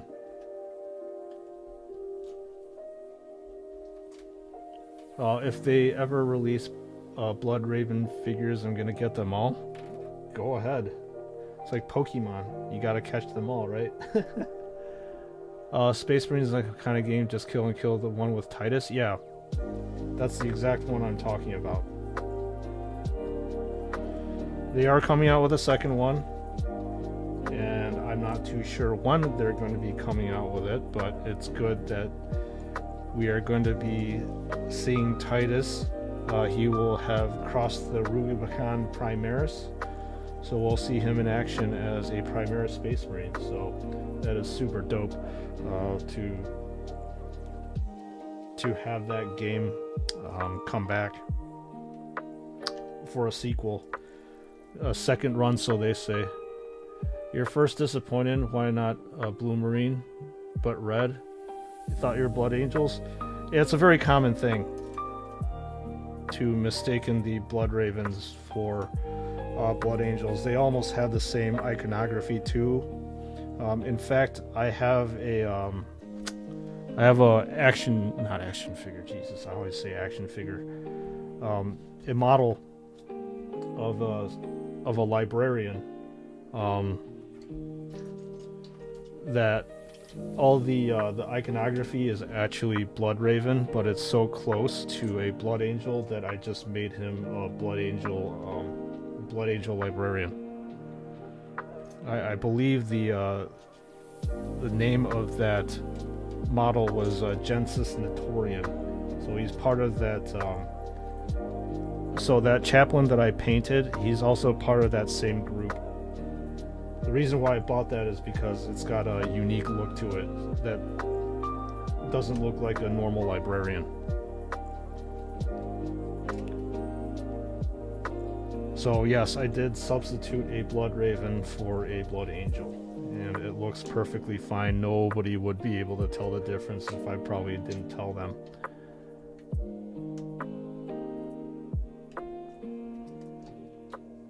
So, yeah, that's a common thing.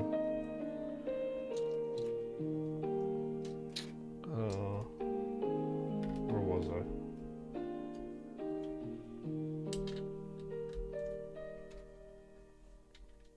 Okay. Move on to this. Stuff 58. So far, so good. I don't think I have forgotten any pieces. It's just disappointing that I'm missing one. But that is life. Sometimes they do screw up. It just sucks that just touting them to be really good, but nope. I wouldn't say their Legos plagued with quality issues. It's just disappointing to see that live on stream.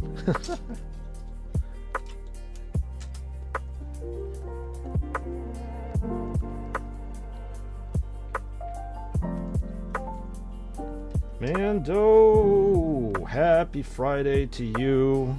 It has been a very happy Friday to me. How are you doing this nice Friday afternoon? Hopefully you are done with whatever you need to do and you can hang out on stream. It has been a pretty epic stream for me. The fact that you are seeing me in my 100% happiest element here. You love this castle? I love it too. Just seeing all this stuff from my childhood come back to life again, and even more vibrant than I remember it to be, as just so cool. We just got done building the kitchen area, which is like a little corner of the castle, and that took about 2.5 hours to do. But as I'm building this thing, I am definitely savoring every single moment of it. It is delicious to me, as delicious as food.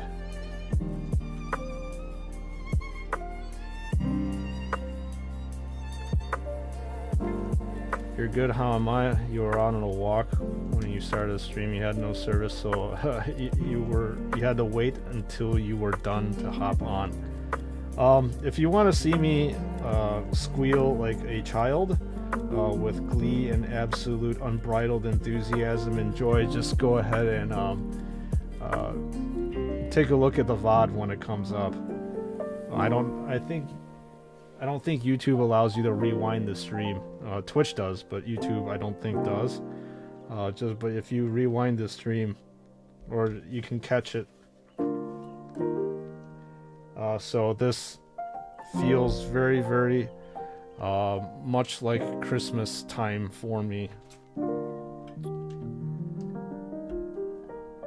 And it very, very much feels like I am a kid again. Just building all this stuff and just reminiscing about all these good times and all these cool castle sets. Welcome back, Foxtrot. How was your workout? And what did you end up doing that you're back so soon? Like, it appears that you do things quite quickly. Like, you eat quickly, you work out quickly. It's like your life is very quick. Apparently. Dominatrix, welcome back into. We have just finished building the kitchen area, and right now I guess we are building a secret underground grotto type of area, it appears to be, or like a cave area underneath the castle, because you already know that all castles need to have secret hideouts and ways to escape enemies and stuff. So I'm sure that we are definitely in one of these little hideout areas, so it seems to be.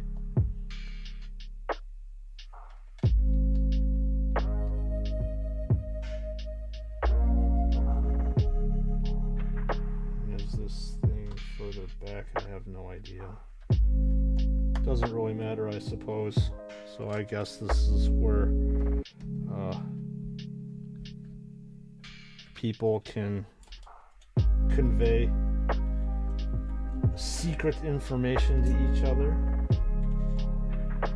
and while drinking a thirsty adult beverage here, a thirst quenching adult beverage. It's like a sword, apparently an arrow, bow and arrow, hanging off on the wall. A map to show you world domination.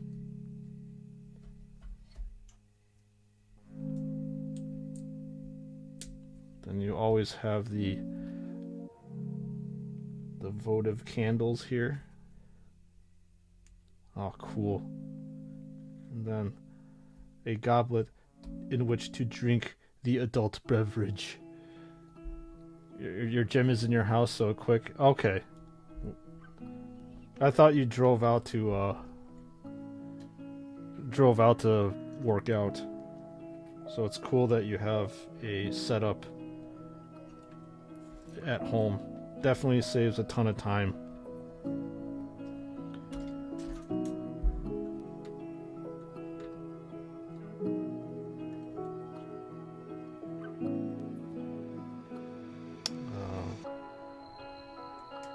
So yeah, this is a very cool underground layer, I suppose you can call it. I like the color pattern too. It's kind of it goes into the style of an underground layer, and it contrasts, like, I guess, the brightness of the kitchen area that I just finished building. So this is like super dark color compared to the very bright colors of the kitchen. And I will show it to everybody on stream that missed it. Just a quick look of the kitchen. It's definitely a kitchen that I would like to be in.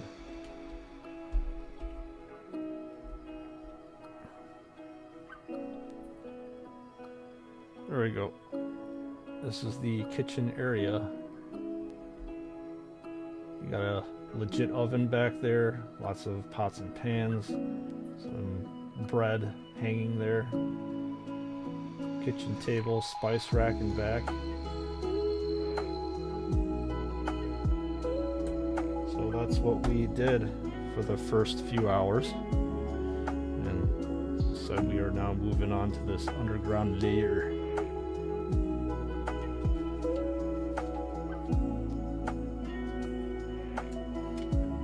Now, this is the first blurb. A bowman could really get some good practice with this target.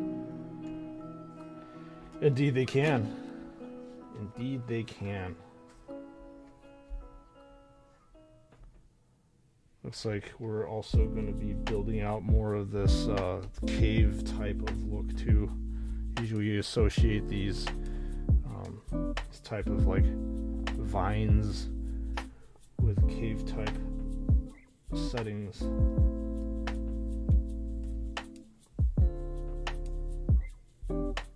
So I like how this stuff is just sectioned off right now into different rooms.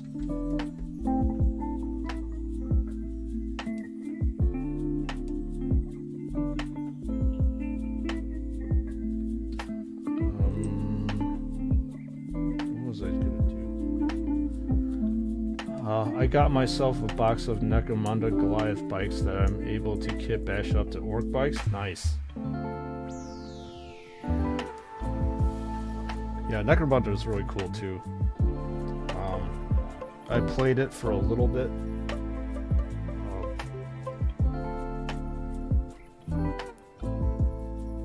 But not as much as, you know, the 40k stuff. I like it how it's just like a smaller skirmish type of game, and that's what I typically gravitate towards now too. Skirmish types games, because they're just easier to keep track of with a little less rules than the rest of the stuff that's out there. Sweet. Yeah, so it's got some of their weapons and bikes and stuff definitely have that orky type of look, so it's awesome that you're adapting it, Foxtrot, to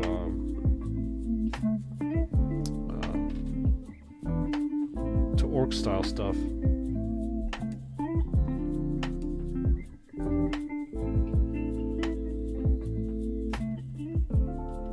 Got these interesting vines up top now to give a little bit more atmosphere, I suppose, to the set and the people that are going to be hanging out down here, whomever that may be.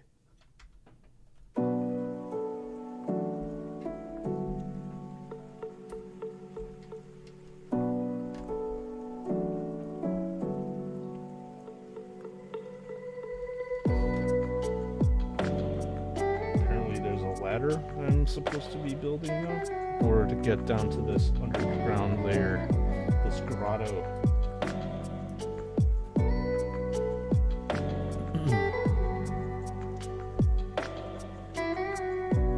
So what's going on this weekend, Foxtrot? Are you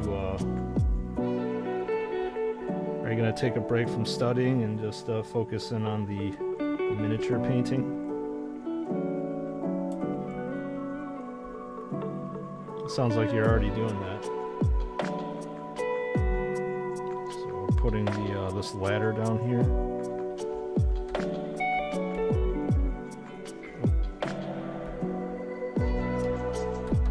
Okay. Love some of the kits for Necromunda, especially some of the mech-looking things. Good for the orc boys. Yeah. That's the other thing that I like about just Warhammer itself too. You can use a lot of the, you can interchange the 40k stuff within each other. Necromunda. You could also just, I've seen some really good good kits where you're mixing what's his face, Stormcast Eternals into like Blade Guard stuff too. So it's very awesome that you have that dynamicness, I guess, that you can do that. Oh yeah, taking a big break, gonna see family tomorrow, but other than that much, good. Sometimes you need a break after a very busy week. For me, it's going to be a pretty sweet weekend. Going to be hanging out with my friends, some of which I have not seen in a few months. It's going to be a Halloween party. Not necessarily costumed, but it's going to be fun.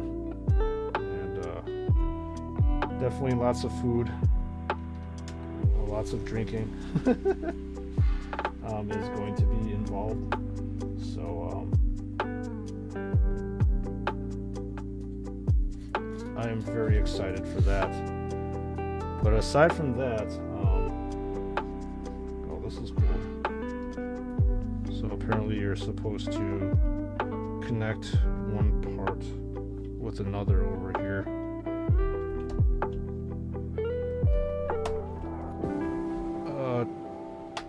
There we go. Trick-or-treating on Monday is going to happen as well. So that's exciting. Got some plans. Definitely going to be trying to do a little bit of filming for the channel, my regular VODs,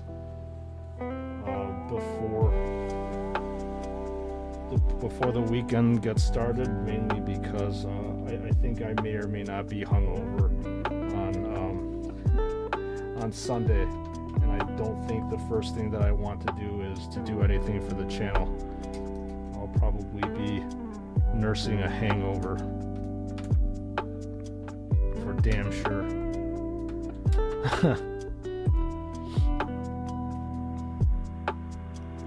I fully expect you to light up the food porn section of Discord. Yeah, I will.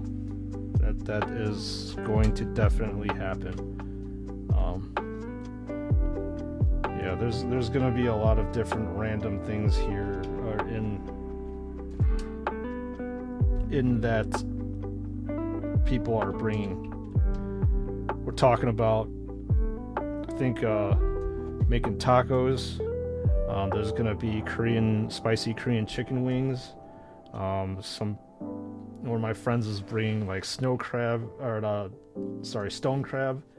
So it's gonna be just absolutely nuts. So there's an extra sword that I'm just gonna put here, but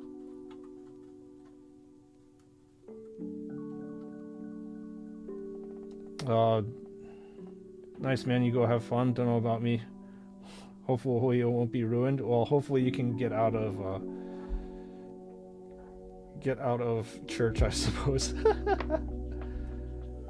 Yep, this is this little underground grotto thing that apparently is attached to the kitchen. It's really cool how these things were attached to each other. You're gonna keep your eye out as well, Foxtrot? Yeah. There's gonna be lots and lots of pictures being posted there. So look for that. Okay. It's nice. So you got the nice exterior. Then the two interior pieces going on. This is getting heftier.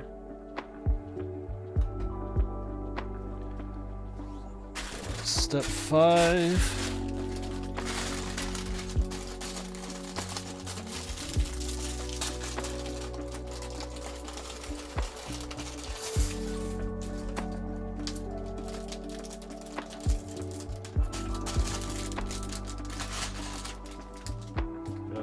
Gigantic pile of like plastic wrap or plastic bags on my ground next to me.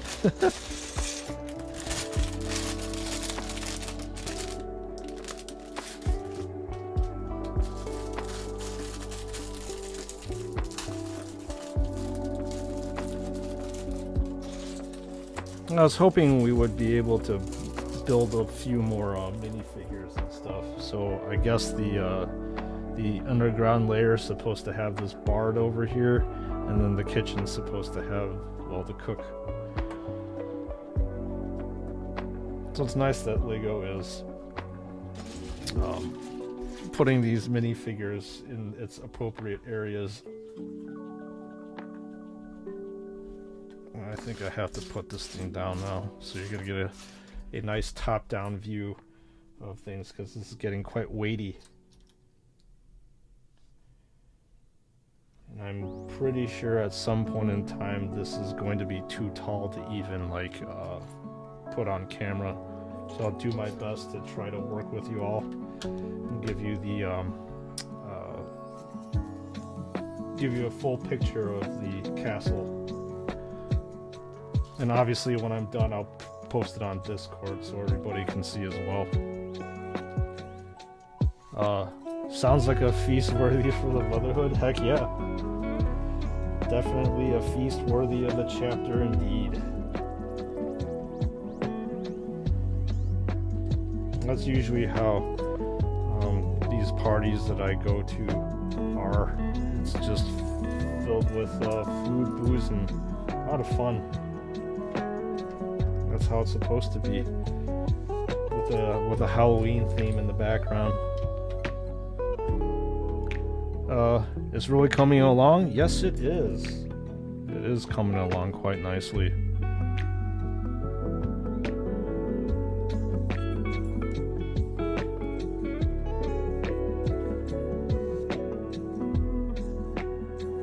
Just interested to see like what this section is, what it's going to turn into. And that's the exciting part for me. I have to readjust this. So I might have to start building kind of like this, because I'm running out of room. Every time I come on stream, you are one step closer to 1,000 subs. We're still getting there. Yes, it is a slow journey. All the thing is about YouTube is all about the algorithm and exposure, and how popular the videos are, and the click-through rates and all that stuff. The higher the click-through rate, the more it is advertised out to people. So I'm definitely at the mercy of the YouTube algorithm. But yes, we are getting there. Hopefully sooner than later. But thanks to you all and your support, it is growing. Reagan did me a great favor by having the people that he knows subscribe to the channel, which is very awesome, and that's usually also how the channel grows bigger. You just have a lot of awesome people and the brotherhood that is willing to spread the word, and I'm very thankful for that. For each and every single one of you just coming on stream and chatting here with me is supportive itself too, because for a streamer to be streaming to no audience whatsoever it's hard, and that's how a lot of people start off with. But I'm especially lucky and gifted to have everybody here, even on my first stream, to have people here that's willing to sit down and chat with me is super fucking awesome. So thank you guys, seriously. This channel definitely would not be here without you. So yes, we are getting ever so closer, and I don't know, hopefully maybe by the end of this year we will be at 1,000 subs and 4,000 view hours, so we can finally get monetized for ad revenue and stuff. So the sky's the limit here, I hope, and we will keep going, keep pushing. So I really want this channel to succeed. You all are definitely pushing the channel over to that direction, which is awesome.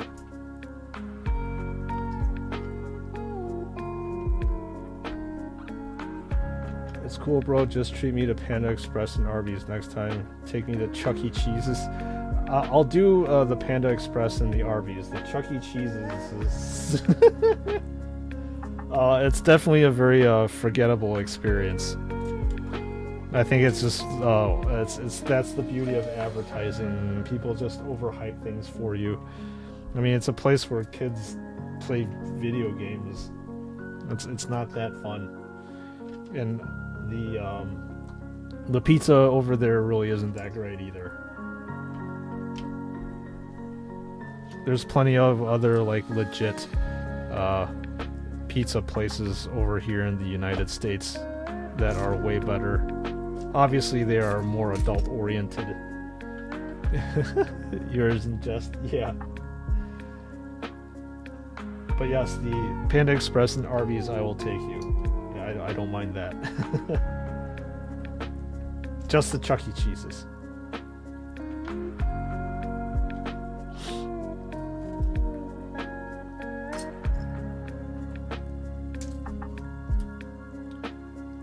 This is cool. I'm making like I guess a window.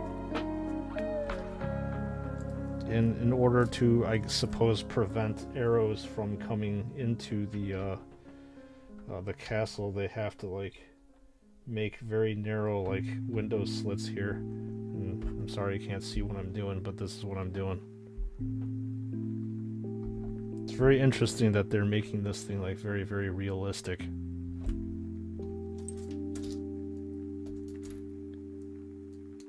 Many people, though, animatronic are scary. Yeah, they are very scary. And I think maybe Chuck E. Cheese's... Wait, this doesn't look right. Why doesn't this look right? I used the wrong pieces, that's why it doesn't look right. Clowns, man. Clowns are scary. And Chuck E. Cheese's, granted there are no clowns in there, but it feels like that's an area where clowns could possibly be. So no thank you. No clowns for me.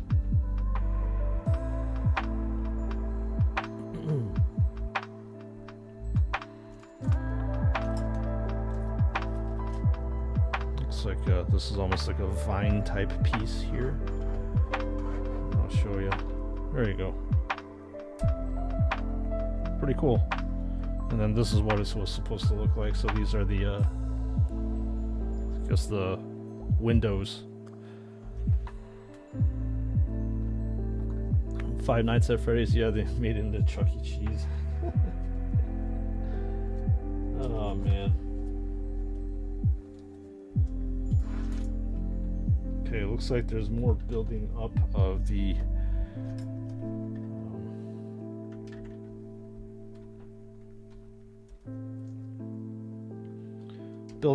walls of the castle is what I was trying to say. I had a semi-brain fart there for some odd reason.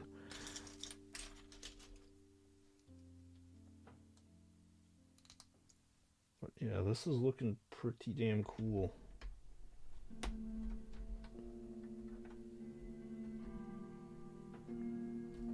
Have a short stubby piece here. Goes here.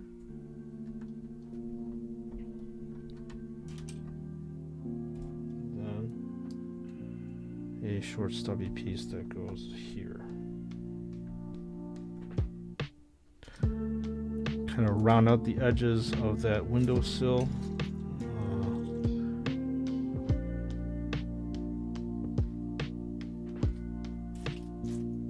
This piece here. I'm trying to find this other end of this flexible piece. Oh, here we go.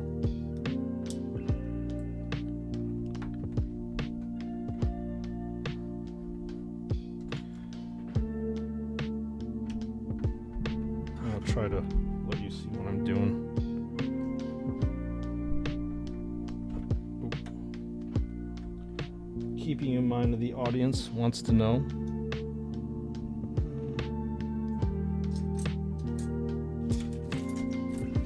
This is kind of like the same issues that I was running into when I was doing my Lego builds. When it was too tall or too big, you just ended up getting like a top-down view on things and don't really get to see what's going on. So I constantly like readjust and shift around the POV.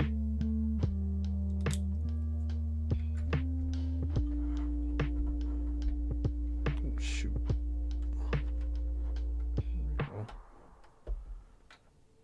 Here.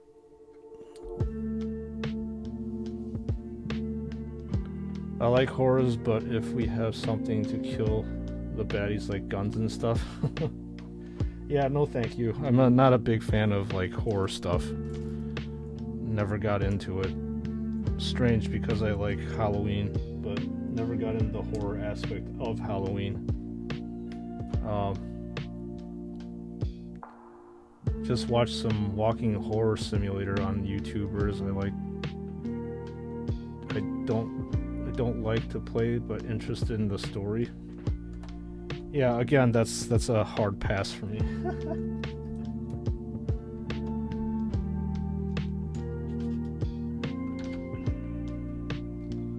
Alright, there we go.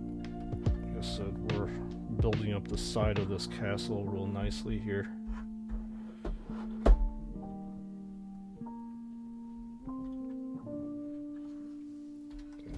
Flip this around. Looks like there's more tiling over here.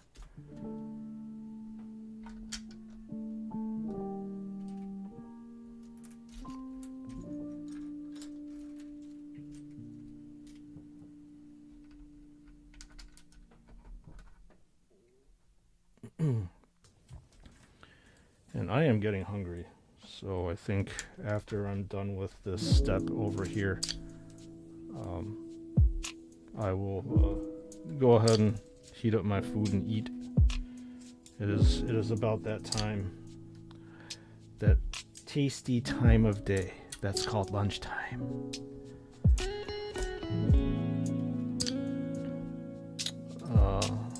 What is it? I love the shape of the castle and how it's realistic, but you can tell it's Lego. Yeah, for sure. I mean, these designers are sincerely mad geniuses, man. They do such a good job. I wonder if like Lego corporate actually gives them a budget and says, hey, you can't go past this piece count or total piece count or design or whatever it is, and they work under those restrictions or limitations. But it'd be interesting to see them work, because it's awesome.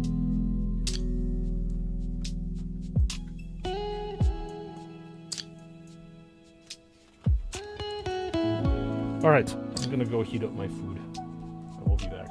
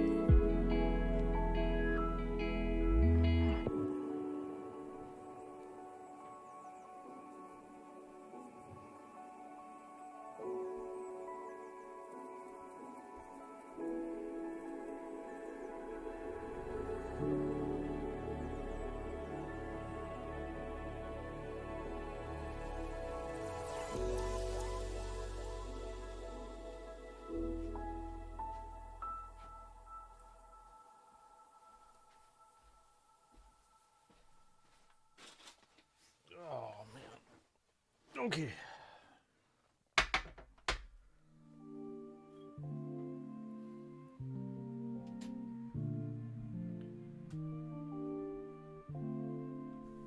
Back.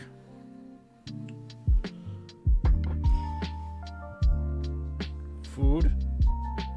Chicken and veggies with a adult beverage on the side. I'm starving. So as usual, I'm going to bye.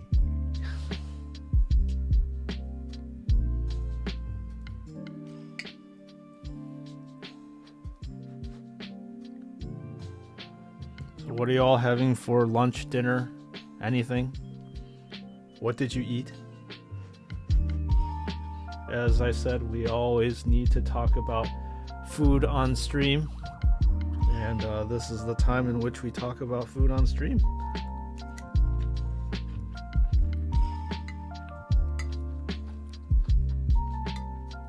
Is anybody going out to eat over the weekend?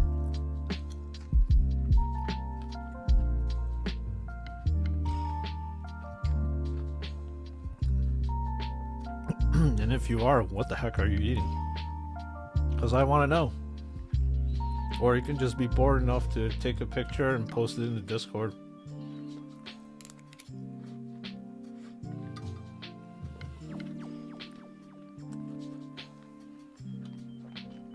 Yeah, cheeseburger, solid choice.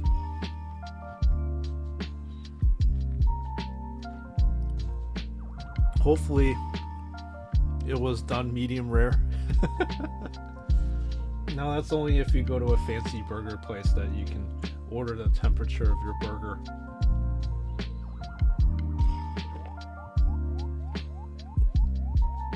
I myself think that the only temperature to eat meat like that, that's beef related, is medium rare.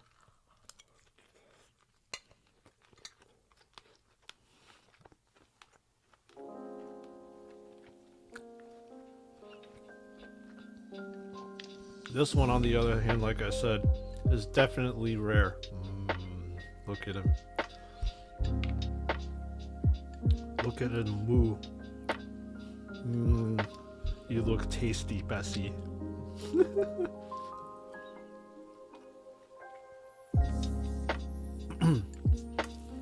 Your desk has a lot of small black ants because of your white coffee. I really hate this, don't know where it came from. Well, those ants are everywhere from what I heard.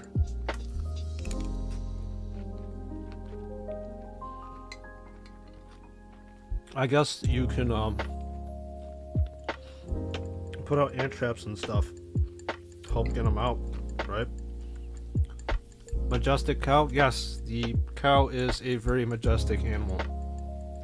It provides a lot of different things to us human beings, namely meat. You ate her sibling earlier? Heck yeah.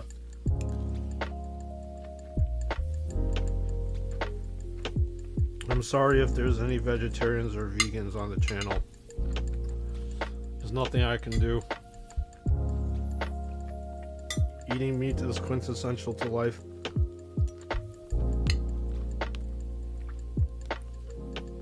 I wouldn't know exactly what to do if we didn't have the ability to eat meat.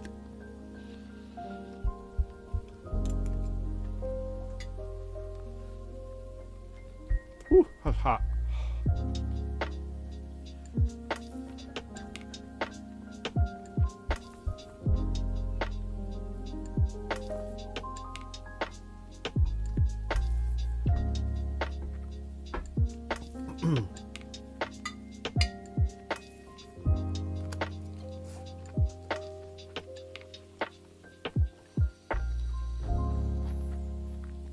We still need to eat meats as energy. Yeah, I mean, most people need to eat meats. Obviously, vegans and vegetarians are more conscious about that. And kudos to them.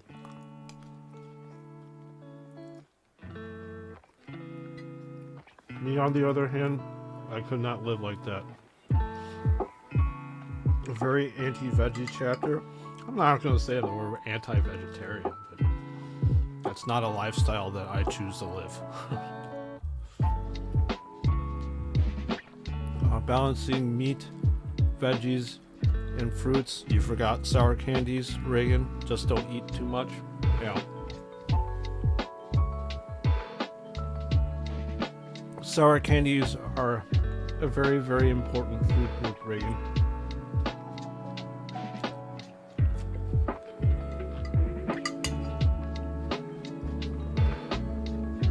You know, they're the, what we joke is the other white meat.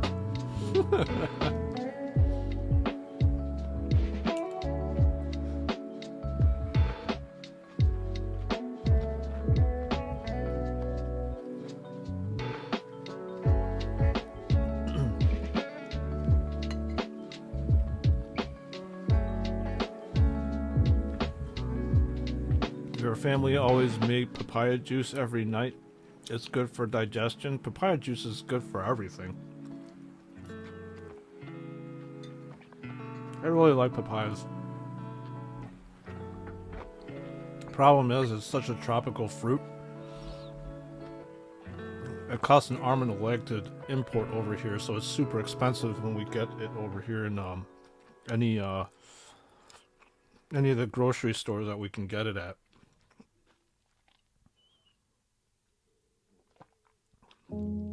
They most definitely charge a premium for that, so I'm jealous that you have access to all that stuff.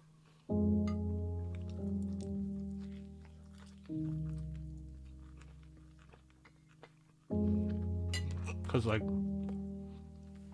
star fruit, guava, dragon fruit,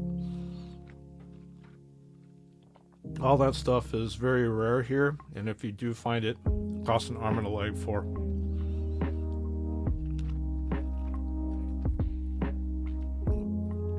If you get constipation, you should drink water and eat papaya. Yeah, that's what I heard. Just make sure you don't eat that much guava, because that stuff causes constipation.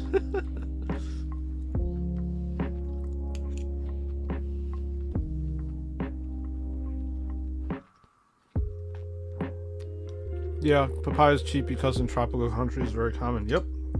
It's all about the supply.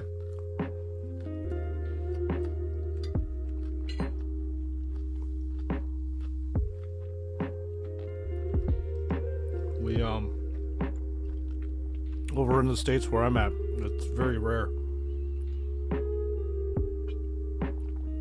I suppose only states like Florida, California, and Hawaii probably can support that kind of tropical fruit.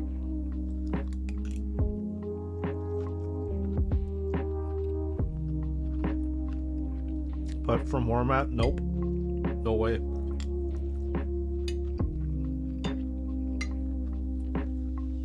Not able to do that. Like I said, even if you were able to do it, it costs a pretty penny for it.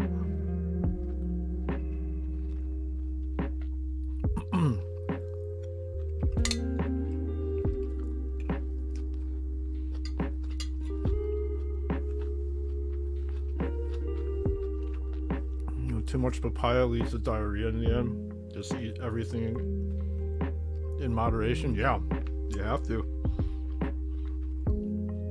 Too much of a good thing is still a bad thing, unfortunately.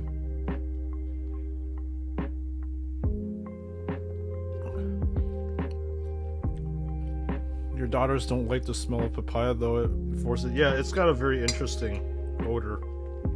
It can be very offensive to a lot of people.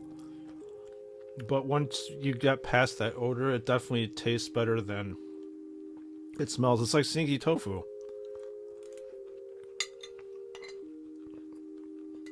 It tastes better than it smells.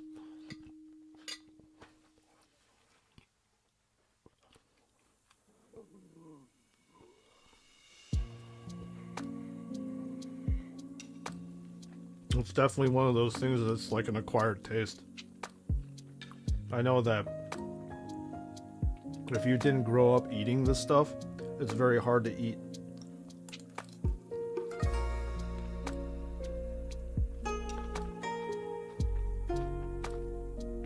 Same thing with durian. If you don't have an open mind, you're definitely not going to like to eat that stuff.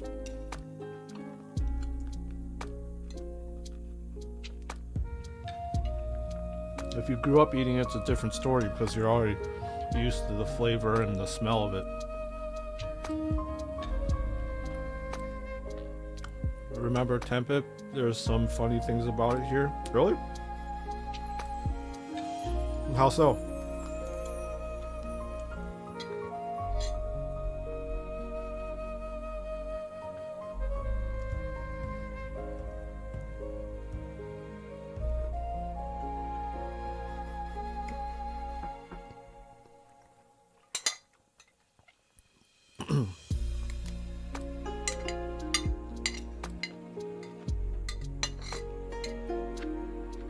Oh man, almost done.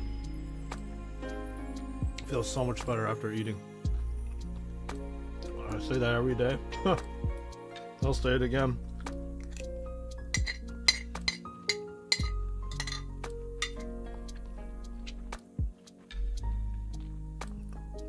As a cheap common food for a peasant is often used to disgrace someone. Really? That sucks, man. Food is food, though. I don't really understand why people use it to disgrace somebody. Maybe it's part of culture that's lost to me.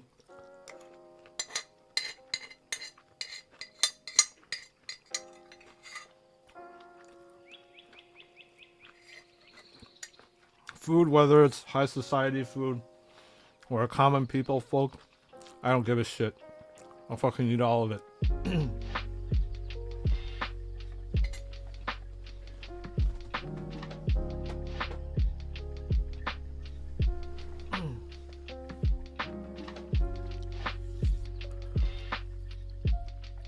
It's a local joke. Even your ex-president once said, "Don't be such a mentality country." Well, yeah, I guess it's just part of your culture to do that. But what's for lunch today? Well, I plowed through it, Gavin. It was chicken breast, rotisserie chicken breast, and then some veggies, and then finally an adult beverage, i.e. beer. That's for lunch today. It was for lunch today. And we are back building step 6.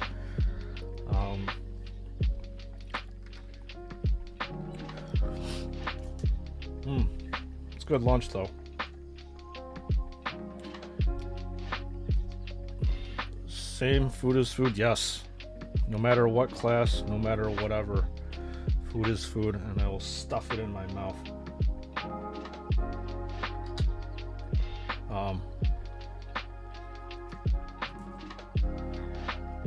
As I said, I wish that I had access to more food options over here where I live at.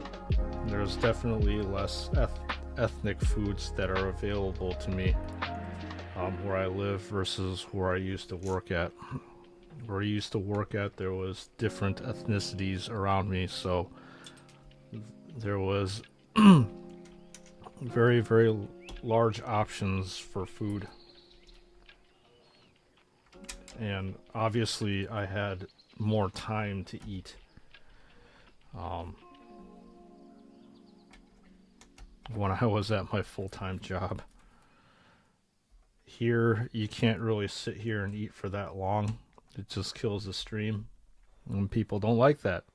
If they can't interact with the streamer and it's just random music in the background and just like music that's sitting there. Even me, for example, I watch a ton of streams, and when a streamer puts a BRB screen on, I'm out. I'm watching them in the next streamer, and then I'll go back and click on it. So that's one of my laments, not being able to eat random foods. You eat a whole rotisserie chicken today? Holy crap! No rice? Okay, yeah, I can see how you did that. How big is the chicken though? Jeez, like my rotisserie chickens are maybe this big. We have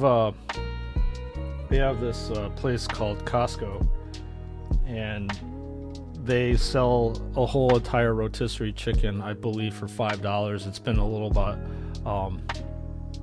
little while since I last went shopping, because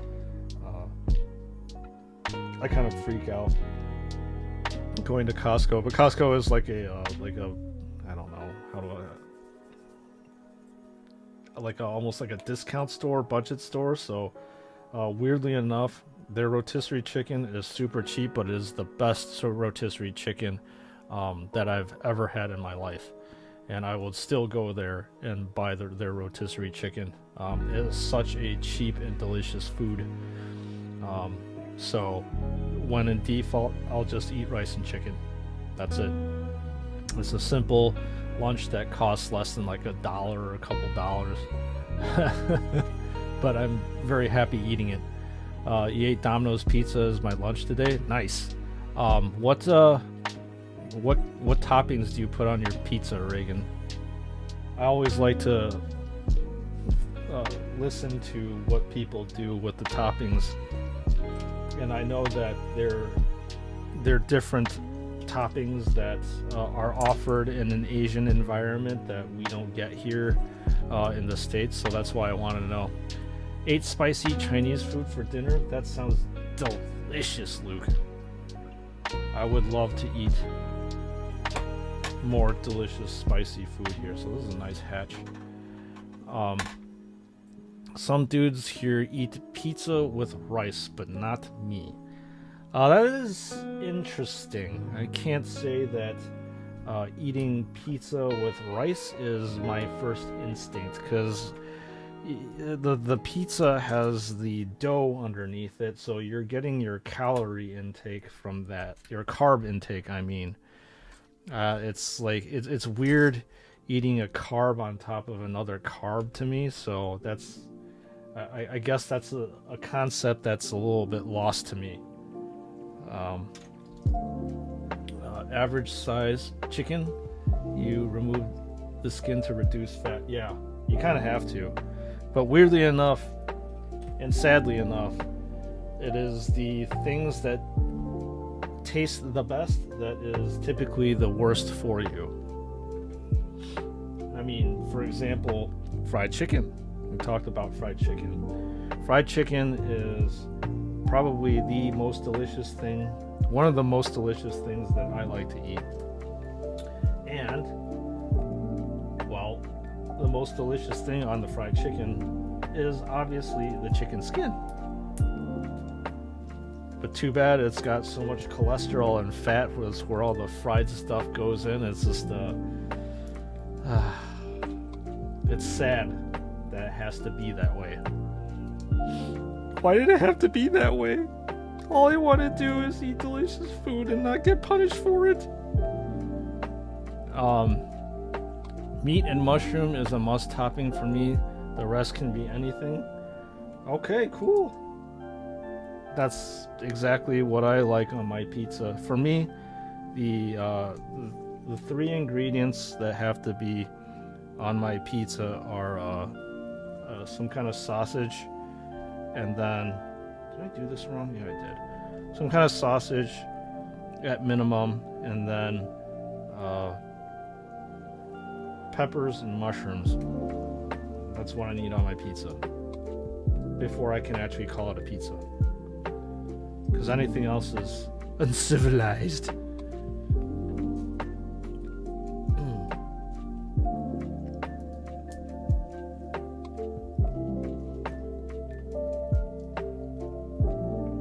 Looks like this is some sort of like piano, organ, whatever it is. Let's see it right here.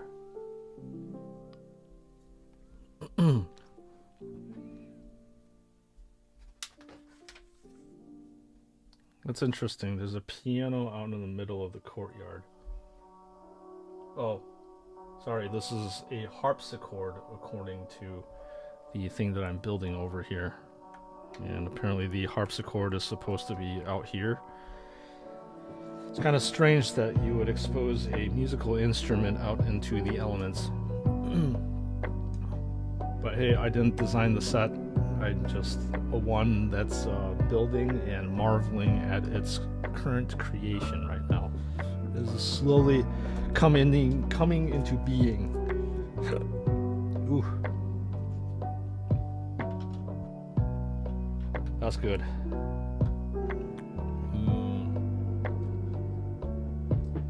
Tasting my lunch as I burp it back up again.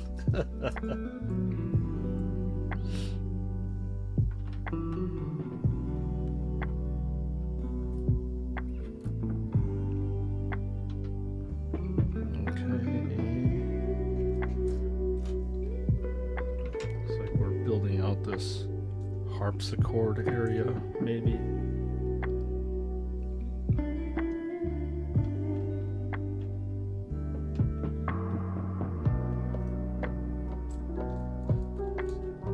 Maybe this is like a platform to entertain your medieval guests.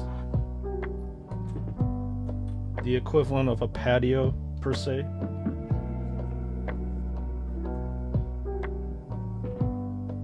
Looks like we're building a staircase over here too.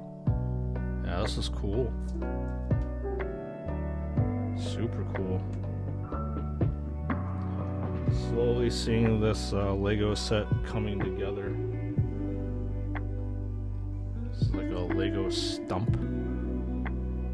How much of the castle have I done? A quarter of it? Less than that, I think, Gavin. Let me see. Actually, that was a question that also came to my mind. I'll have to grab a booklet number 2, because there's 2 very large booklets. I'm thinking this is definitely gonna be at least a 2-stream set builder, but it could be possibly 3. Depending on how big this thing is. I mean, obviously it's big. It's 4,500 pieces. So let me see. We're on step 5 right now, actually.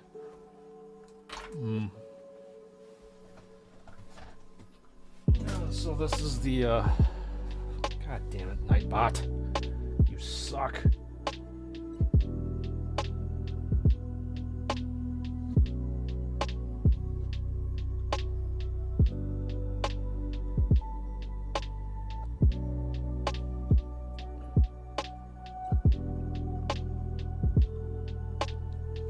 Okay, and then, alright, the $1 million question of the day, or $400 question of the day.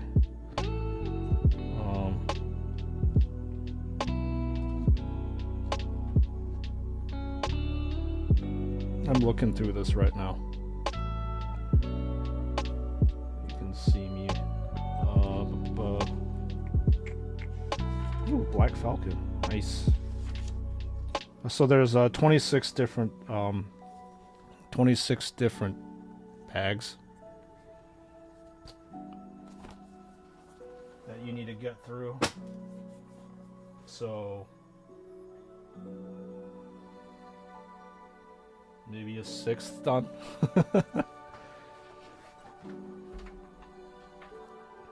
So relaxing to see some Lego builds. Castle is shaping up nicely. Yeah.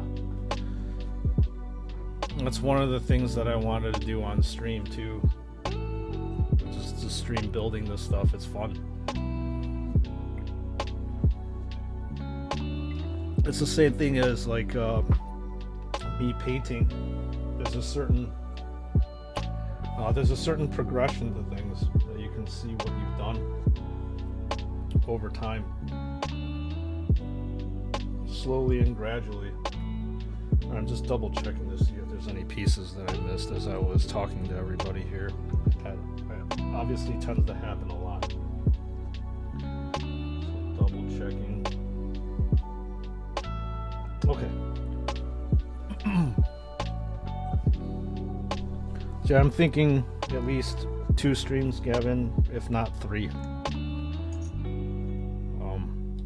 This is how long it takes. And again, for Lego and painting, well, actually no. For Lego, for me, it's about the journey and the progression. Painting for me is I just want to see the damn thing done.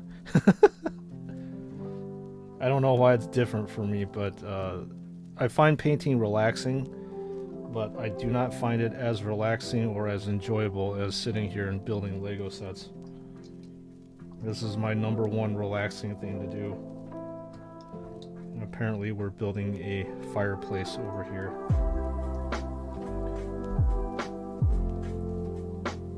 I'm pretty good at painting, but I don't 100% enjoy it as much as sitting here and building Lego sets. This is definitely the top thing that I like to do to relax.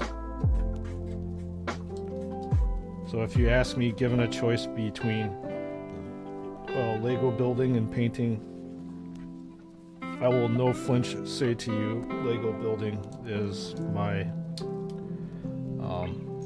my top thing that I'm wanting to do. So apparently this is supposed to be like an outdoor fireplace, and then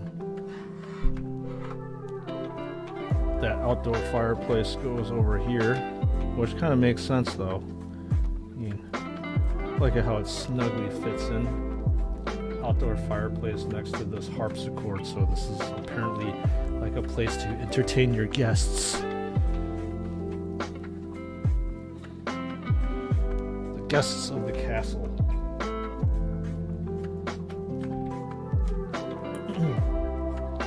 Alright. And apparently there's more stairs here, so there's going to be like a higher level.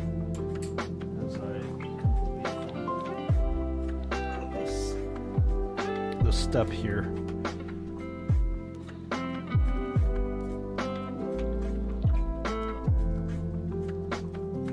Like I said, it's really cool seeing this progression and this castle slowly coming to life.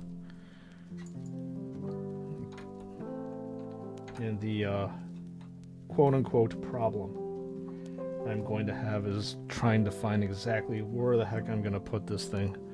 I'm not exactly too sure how tall it is though, but I'll definitely make some room for it. I have to. This set is way too glorious not to display. And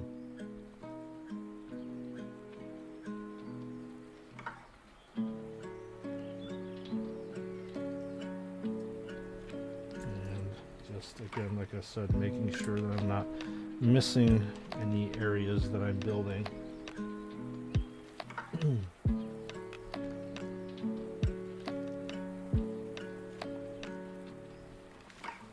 Haven't missed anything yet. And there's a staircase over here that I'm building as well.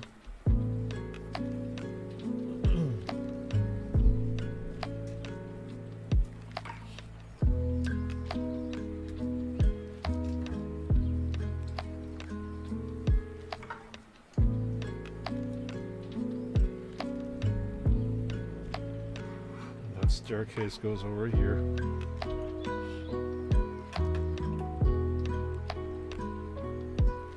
you go.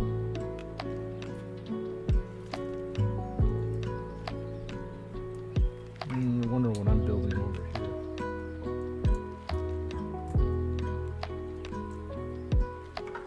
I guess more things to decorate the fireplace, I guess.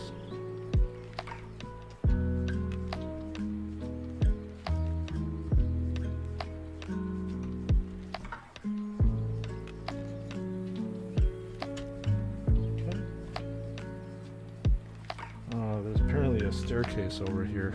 Nice little small little staircase. I'll show you. There you go. Cool. Apparently pillars to attach.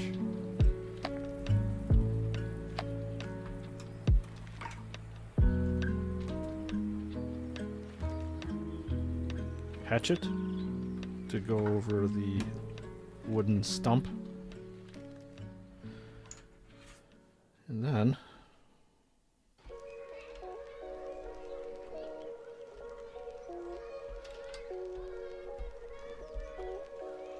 okay. And now we are moving on to step 6, if I'm not mistaken. Sweet. Looks like we get to build some more minifigures. Looks like there's a knight as well as a lady, I suppose.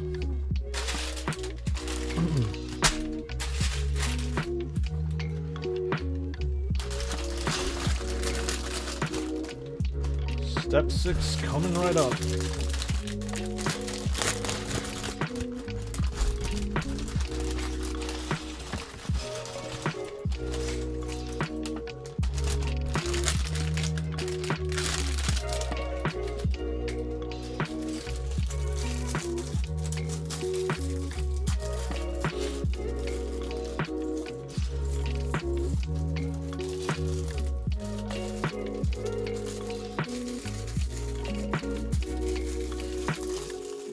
And there's a minifigure off to the side of me that I did for my minifigure pulls. That's of a queen. I'm definitely going to be putting her in this castle for sure.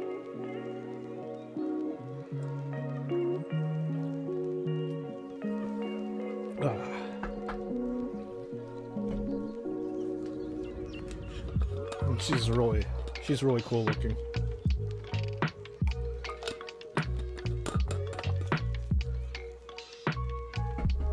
I'm gonna get her. This is off to the side.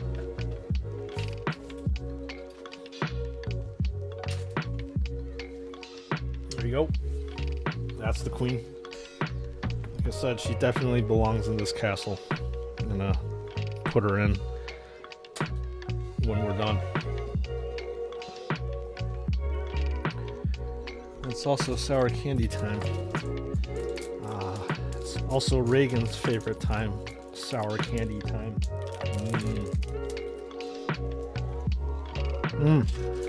Delicious.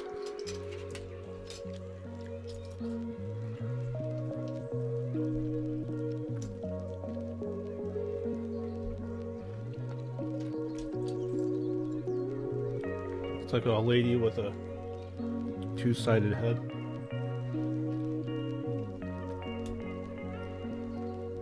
Or two-expression head.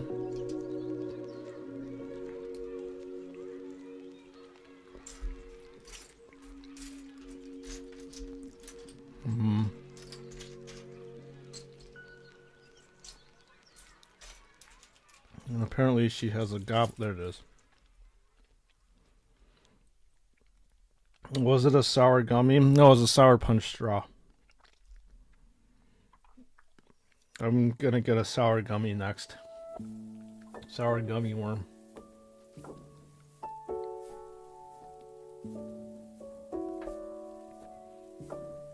And then we have our first knight.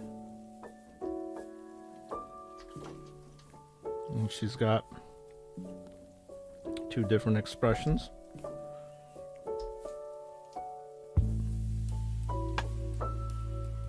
Attach the plume up top and kit her out with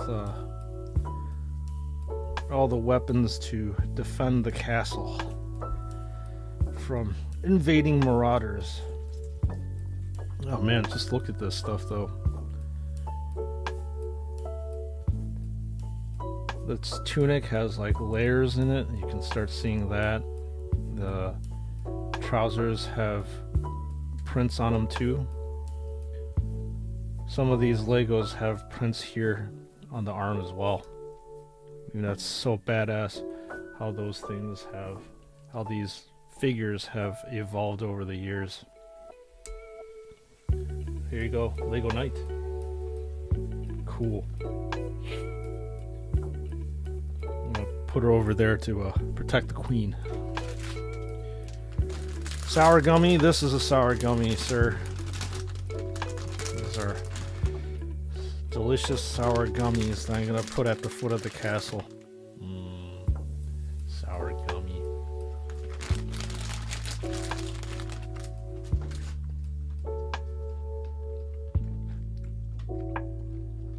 Oh, delicious. I feel all that sugary energy rushing to my brain.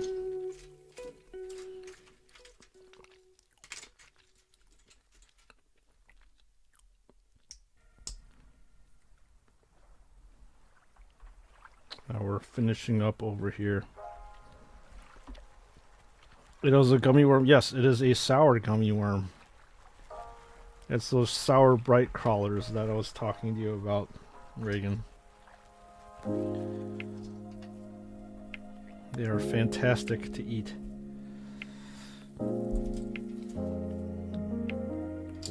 Very delicious. The brand name is Trolley.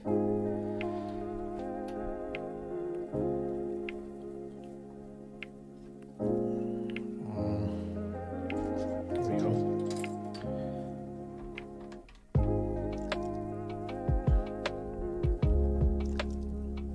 Wait.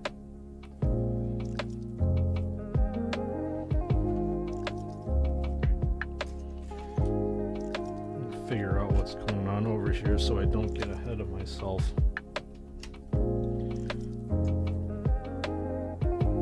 Intensely concentrating so I don't screw up.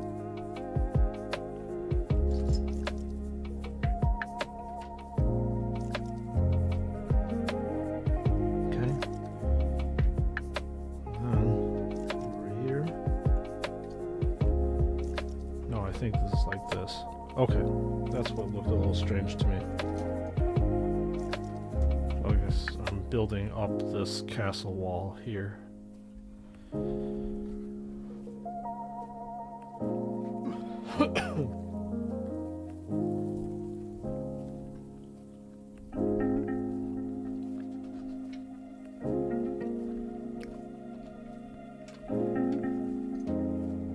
This area is super cool to me too, just because this is not like a regularly shaped area.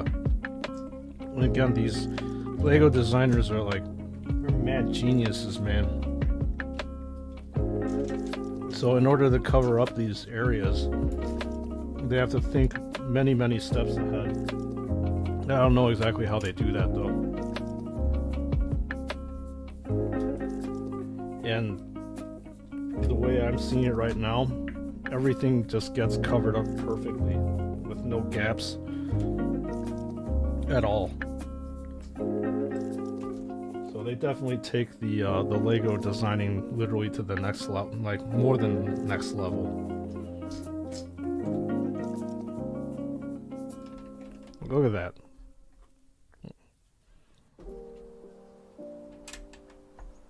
Everything is just a perfect fit.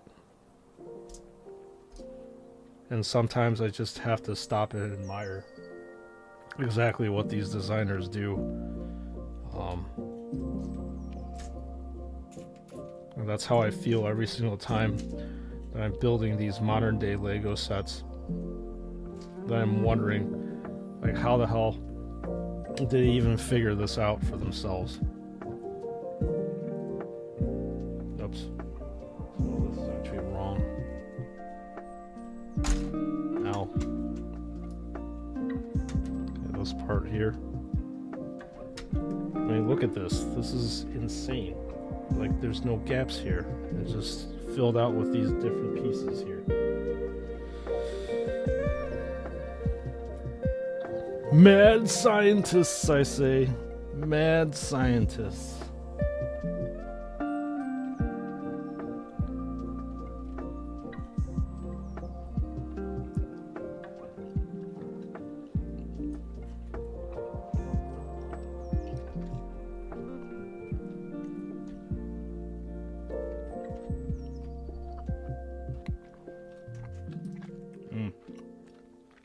Delicious gummy goodness.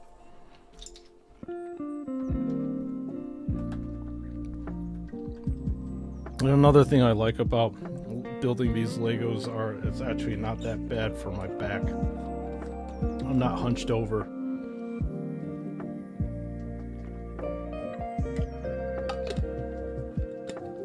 As Dominatrix said, I don't have my claws either. My painting claw.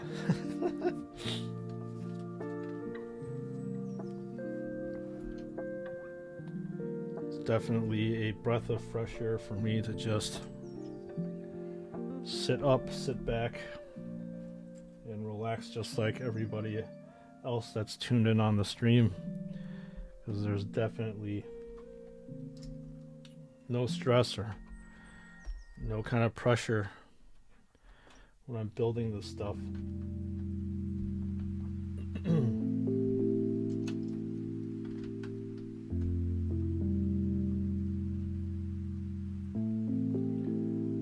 Good one for the claw in the back, 2 for 1. Yeah,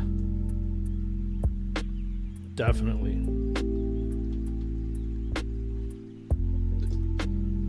In all honesty, it would be awesome just for me to build Lego sets on stream.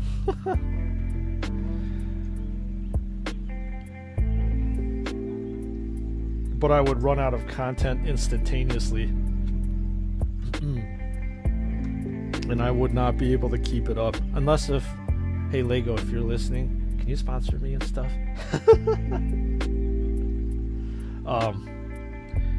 But yeah, it would be nice to actually build this stuff on stream all the time. It's nice and it's cathartic. I would definitely replace the painting with this stuff. But spending $400 plus to make content, even though this may be stretched out to like 2 or 3 streams, is definitely cost prohibitive.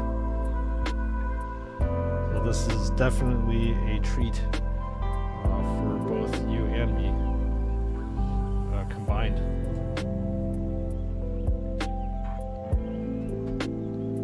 To be able to do this. Sadly, I can't keep doing this. It just costs too much money to do it.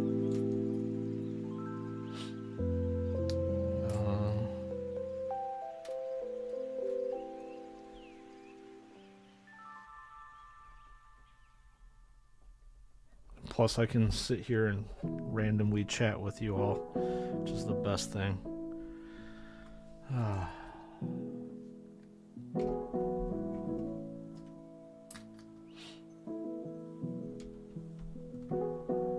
It looks like this is like the height of, like, we're on a rampart, I guess.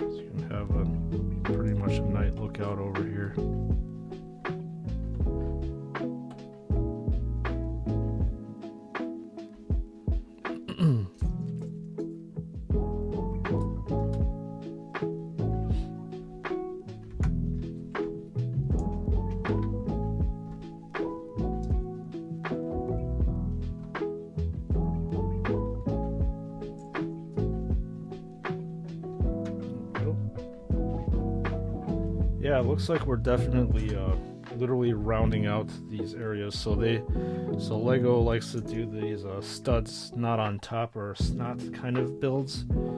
So when you know that you've put this on the top of a rampart, then you know that this is going to be the height of the Lego set.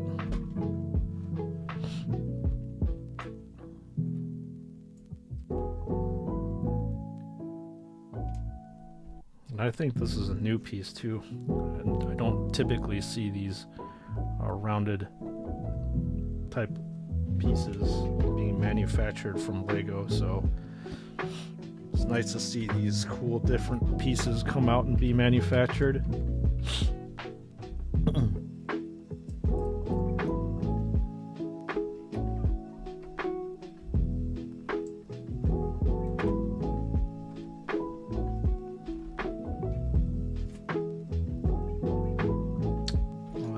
Where's the other one?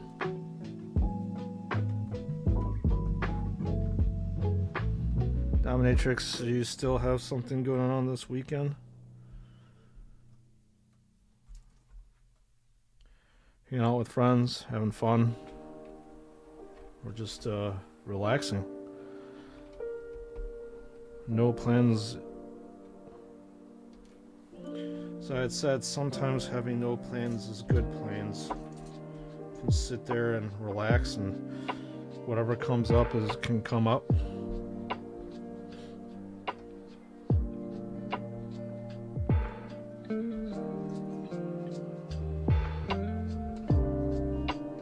That's what I like about sometimes having weekends with no planned anything.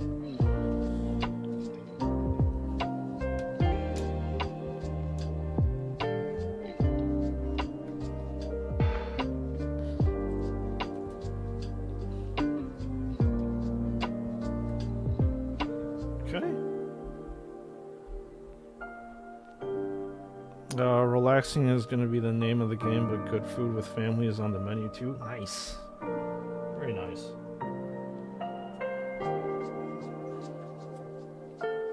What does this say? Tis a majestic carnation atop yon curtain wall. That's what is over here. Hibachi and sushi, maybe. Ooh.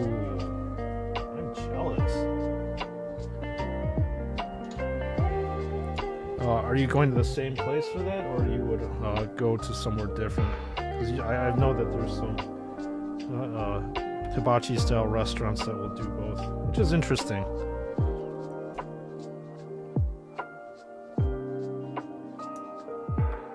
Yeah, well, that sounds really good. You should definitely post up some pics in the Discord as well.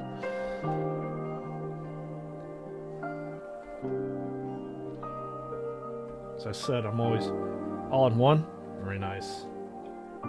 One-stop shop. As I said, I always like to see what other people are dining on. What food they're eating. What festivities are they partaking in.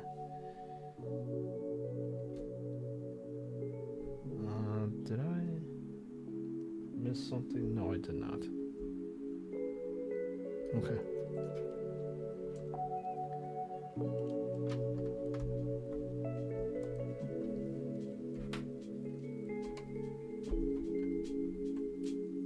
So this is apparently we're just finishing up this area for this. Oh, maybe it's inside actually. Oh yeah, I think this is actually inside. There's gonna be a roof over this. I thought it was out in the open. Guess not. It's like a parlor to entertain your guests.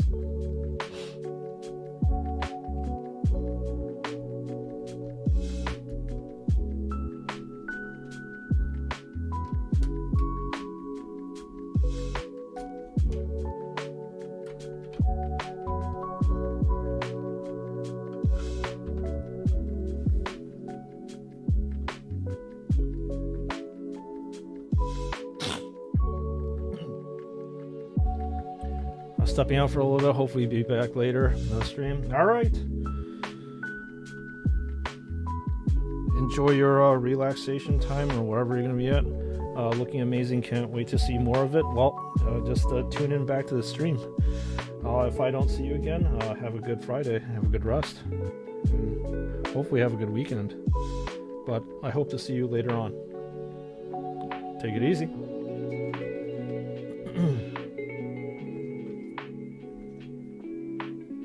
Wow, looks like there's a lot of different parts over here. What is this?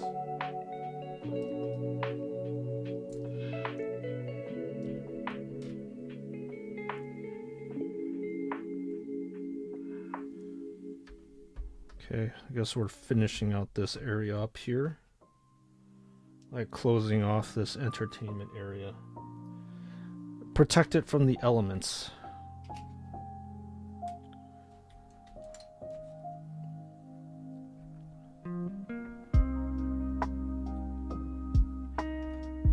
Okay.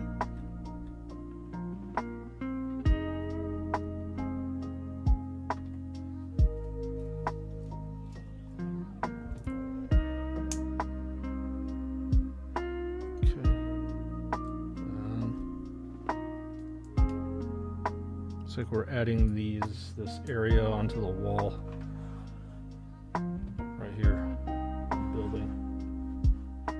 It's always interesting trying to figure out what the heck I'm building when I'm doing it.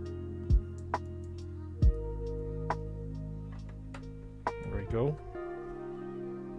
Then on the other side, it's the same thing.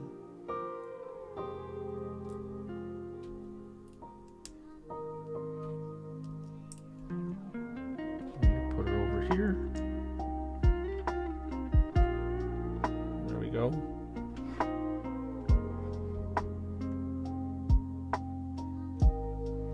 This is definitely an interesting application to fill in the gaps here.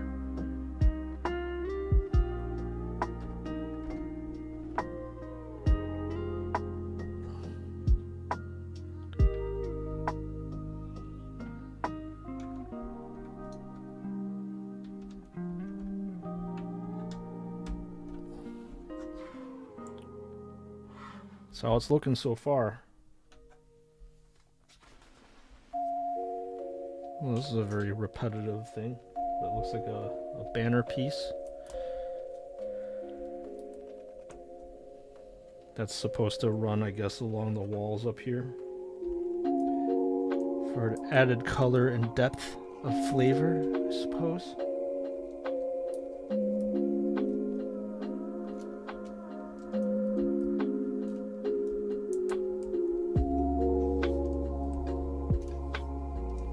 Very cool having this alternating pattern. I think it's supposed to mimic the Lion Night colors, which are red, yellow, and blue. Very cool. It'd be nice to see some red in here too. But I suppose if I was bored enough, I could probably add more red portions to this thing.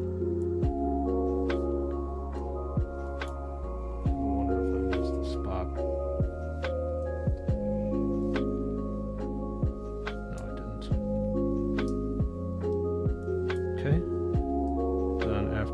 Done. Just attach it. Just so everybody see all of it. Attach it over here. So it's a nice, nice banner. Then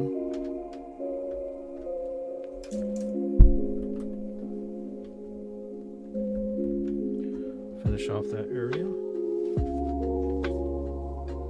What else is next? We seal this area off officially now from the elements.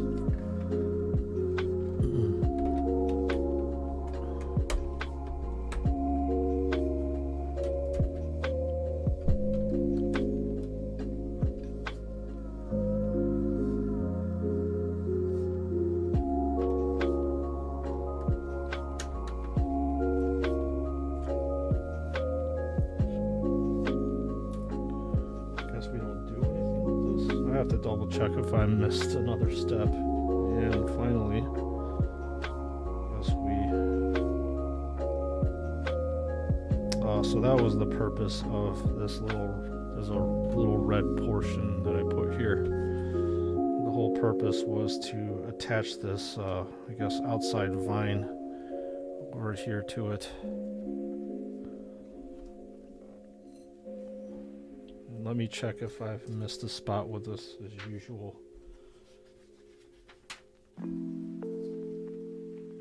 I may have, as I was randomly chatting around. Yeah, I did. See, there you go. I'm gonna pry this up. This is what I forgot. Put it down here. There we go. So there's not a gap here. It's coming along. So you got this upstairs portion. You got the kitchen above, the entertainment area, and then you have this underground grotto layer. Now I have to let you know, like, this whole entire section of the castle really feels like dense and very well put together. There's nothing about it that feels like it's going to fall apart or anything like that. Man, it looks complicated to you. It's not that complicated, but this is a very large and very advanced Lego build. Yeah, this is super cool though, man. Look at this. I've built a heck of a lot more complicated stuff, Reagan. I'm not boasting, I'm just saying that the Lego Technic stuff is super complicated. If I actually had something that I wanted to build on stream that's Technic related, then yeah, that is super complicated, and I would have to definitely focus in a lot more on those kind of sets if I were to build it on stream, because as I said before, if you screw that up, you're gonna screw up the whole entire build. Because there's gears and stuff that depend on you positioning everything correctly and not forgetting any pieces and stuff.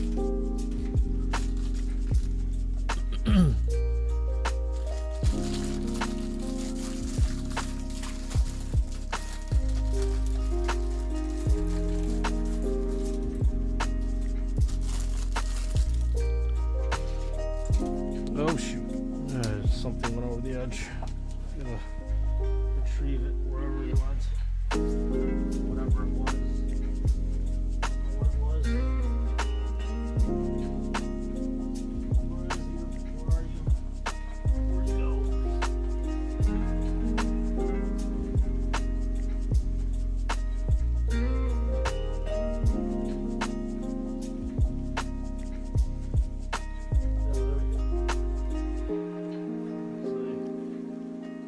One by one, round stud.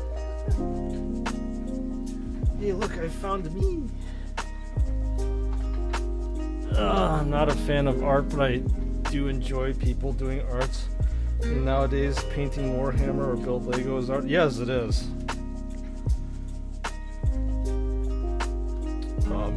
Painting Warhammer figurines is definitely art, and I will argue with people otherwise. Because there's so much that you can do. There's so much that you can do to make anything unique, especially with Warhammer. You found the one you missed? No, I have not found that one. I did find the one that dropped, which was, like I said, this piece. This tiny piece here. But the original piece that was supposed to go in the kitchen area, no, I have not found yet. It might be forever gone, which is fine. Like I said, you're never gonna see it. One bike done? Good, Foxtrot. I'm glad that your painting is coming along. Do you, you said you airbrushed, right? It's unfortunately one of those things that I've yet to master, because I've yet to actually buy myself an airbrush. Suppose it makes things a lot easier to do. It makes vehicles a lot easier to do, that's for damn sure. I've got a lot of Storm Ravens and Land Raiders and Predators to paint. So perhaps I shall try my hand in airbrushing.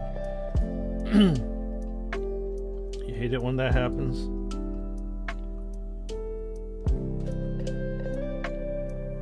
Yeah.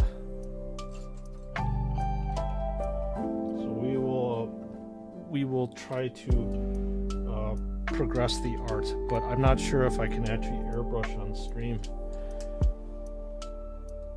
because it's probably gonna screw up a lot of things. And don't you need like a special like venting system for that too? Why is this? Does this look weird?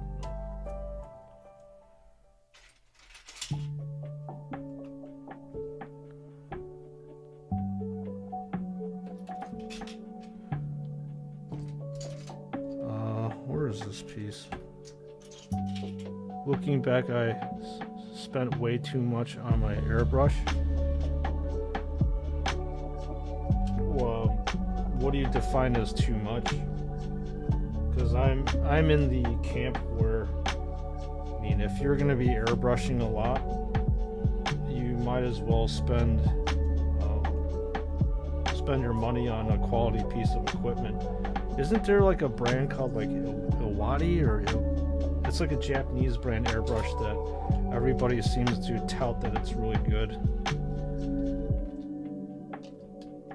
And obviously it depends on your compressor and all your settings and all that stuff. There's a lot of different stuff. There's always a portable airbrush. I saw like mini airbrush. People use it to paint Gundam. Okay. Yeah. Airbrushes are like, you know, regular paintbrushes too. You spend as much money or as little money as you want on it. It's just like any other hobby. You go how deep down the rabbit hole that you want. 200 pounds? That's definitely a good amount of money, but if you have a quality product that is being generated because of it, then I think that, in my opinion, that's definitely money well worth spent. And you're happy with the lines and happy of how the airbrush is able to spray paint evenly. Iwata, okay, that's the one. You got the Eclipse and a crazy good compressor. Yeah. It's a combination of things. You have to have a good compressor as well as a good airbrush itself for everything to basically work in harmony, right? So I can see that. And like I said, just with anything in life, if you are using it a lot, you are happy with the end product and result, then I would say that it's money worth spent. Period. Regardless of how much it costs. Granted, yes, people would say, well, there's a lot cheaper alternatives out there.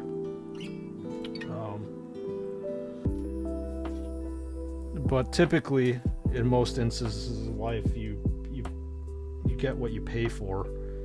And I definitely, if I were to start airbrushing, you know what the old adage is, go big or go home. Because if you start off with like a crappy compressor and a crappy airbrush, you might have a bad experience with it. And maybe I'm in well, hopefully later on, I'm in a better financial position where I can actually do that.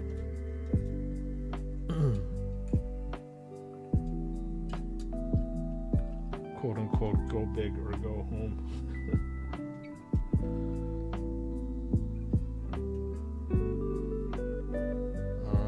Is this like a waterfall or something? I have no idea what this is. Oop.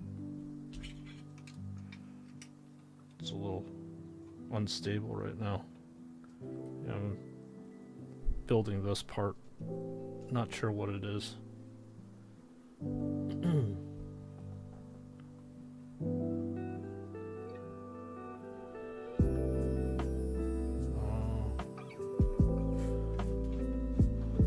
This part off to the side. Looks like I'm supposed to attach this on later.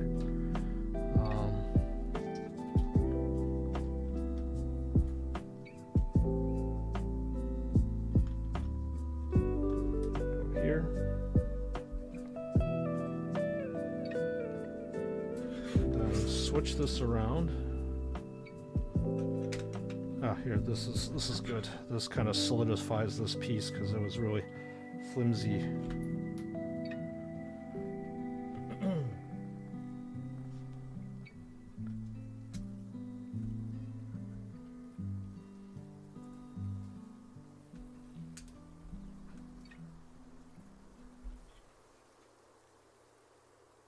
Okay. Oh, shoot.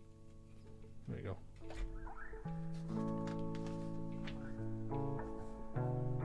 I have no idea what I'm making over here, but it's a, I don't know, you can't see it on screen, but it's like a rounded area. But you shall see it soon enough. But I'm just wondering what the heck it is, because it's very interesting looking.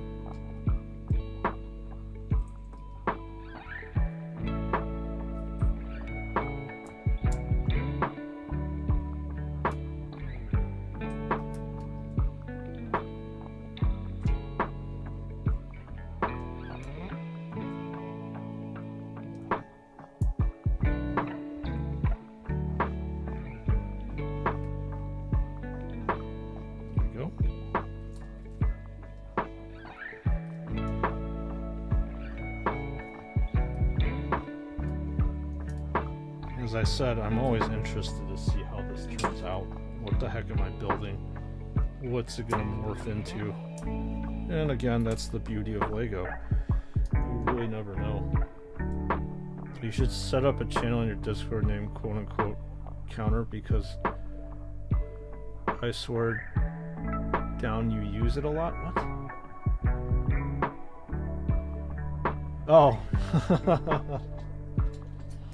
Yeah, there's different terms that each person uses, right?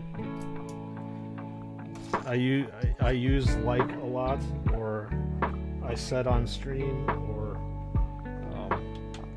quote unquote is, as you point out.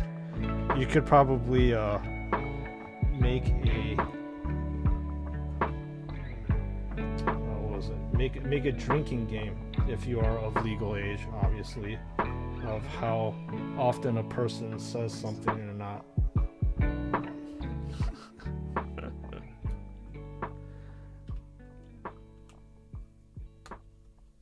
Which I think would be hysterical. Because there's a lot of people, for example, sometimes I don't notice it, even myself, if there's things I repeat over and over again. There's a lot of people that say, you know.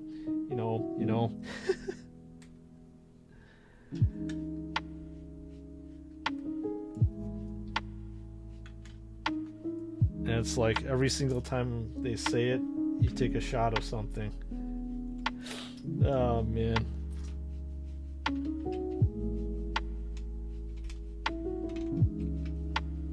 My mate's got a damn counter on his Discord, and each time he says damn, take a shot.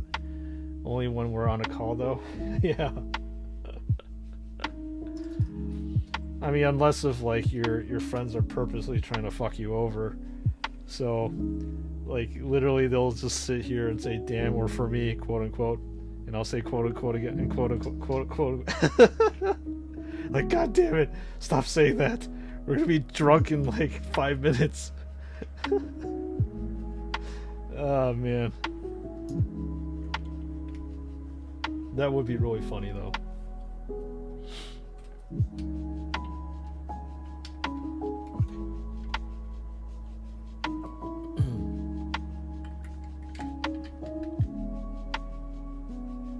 Wait, how's this supposed to go?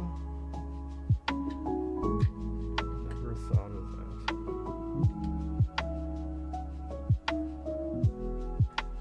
What, playing drinking games? Is that what you never thought of? Because typically that's what people think, playing drinking games.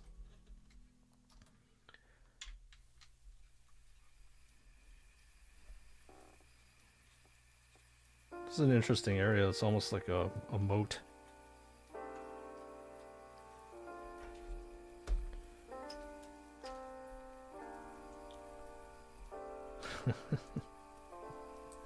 Well, regardless, Foxtrot, I'm glad that you're enjoying the stream and hanging out. You're doing your own hobbying while somebody else is in the background droning on about things.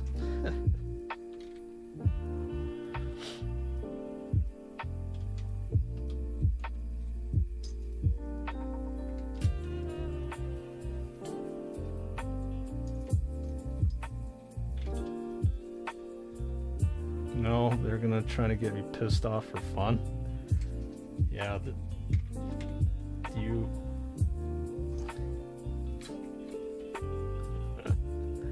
Yeah, well, that's when you know you have true friends, though. They know how to push your buttons, but you can't give in to them, man. Don't give in to the hate.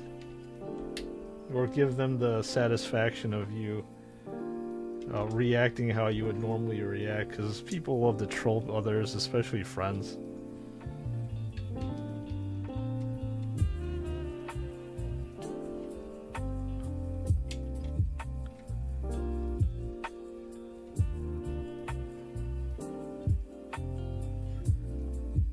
But that's, like I said, when you know you have true friends that know how to push your buttons, but you being the friend can't give them the reaction that they want. So the messers become the messies, so they say. It's like, wait a minute, you're supposed to react like that. How come they didn't react like that? That's when you can really throw them for a loop and then bake their noodle a little bit.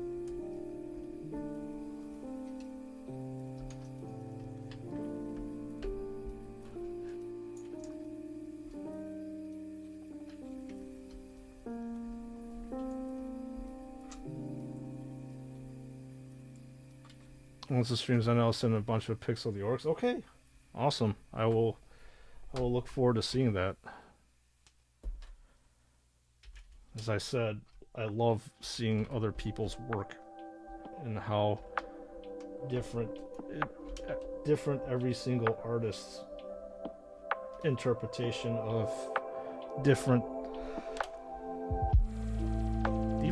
armors, different races are, especially in the Warhammer 40k universe. There's a baguette in a barrel. Interesting area to store a baguette. A baguette in a barrel. Yeah, go ahead, Foxtrot. I mean, you see all my shit all the time. I want to see other people's stuff.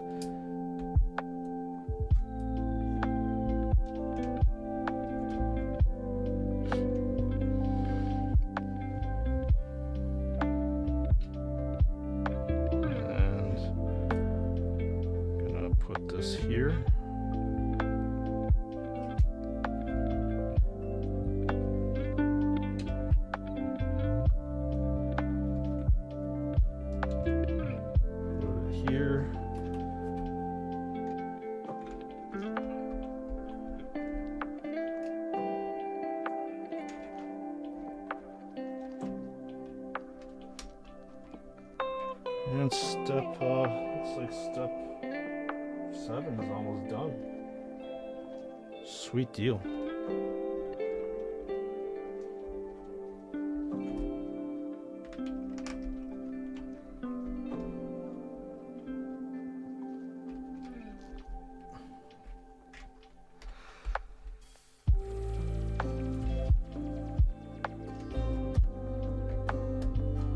This is kind of interesting here too. I don't even know what this is.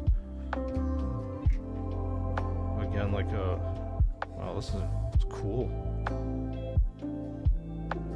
It's another window type area.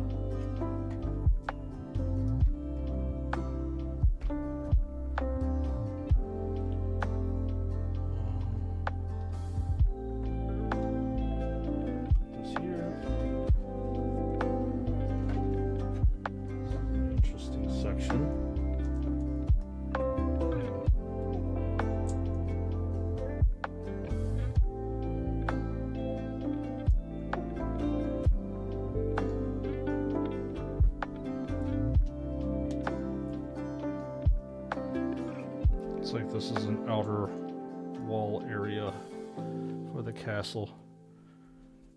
And move this out over here. And this is... There we go.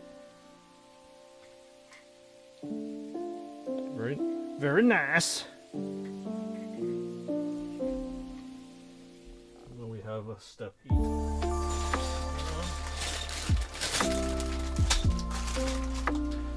I will be back in a second. I need to go to the bathroom.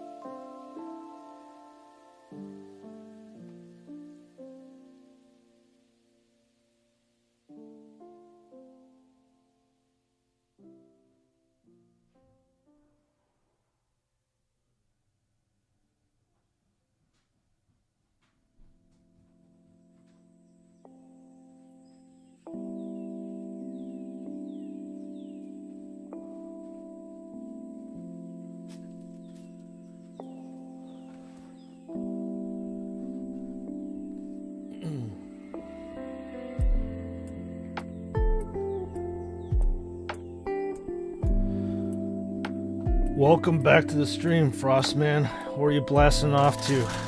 Outer space? Alright, step 8. Alright.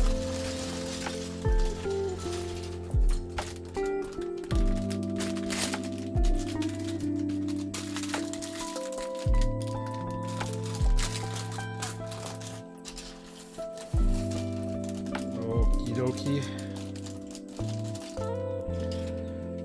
Alright, looks like we get to build another minifigure for step 8. Looks like this is a soldier of some sort. A sleepy soldier? It's got an interesting face. I think soldiers should be happy and awake. And where's that helmet? That's a pretty cool looking helmet. I don't think I've ever seen that one before. There we go. Cool looking helmet. I think after I finish this step, I'm gonna have to call it a stream. I have a bunch of stuff that I need to do and prepare for, especially for the channel.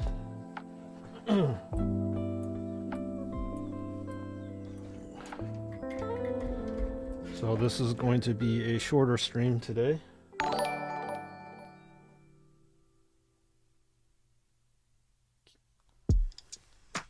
What?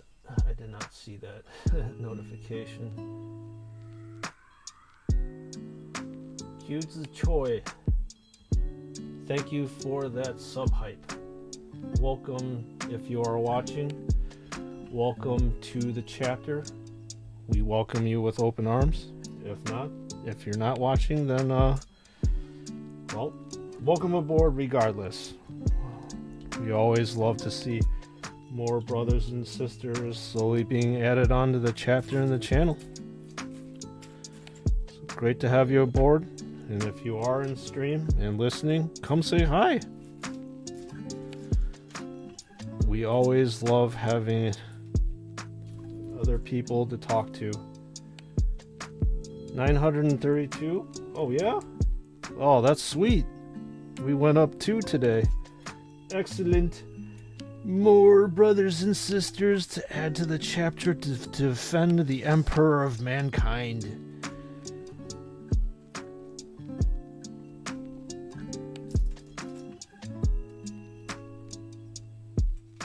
Very cool. Yeah, usually weekends are very good for people to come in and sub. It's probably because everybody actually has time to watch YouTubes. So, I guess this is some kind of drawer or something. Yeah, it's usually the time in which my sub count starts going a little bit crazy. Sometimes it could be as good as like 20 people in the weekend that sub. So, good stuff. Yeah, like I said, I will need to end the stream a bit early today, just because I need to put out content for tomorrow, and for the next few days and stuff. That's just how it goes. Especially when you're trying to juggle live streaming as well as recorded content. I really have no choice in the matter. Considering for most of the day tomorrow I will not be able to do anything for the channel anyways, so I need to make up for lost time by doing stuff for the channel today. At the expense of the stream, unfortunately. So sorry about that, folks.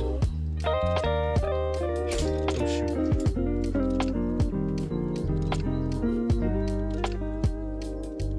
So this is some kind of like rotating mechanism here. I don't know what this is here. Just rotates around. We have a Santa sack right here.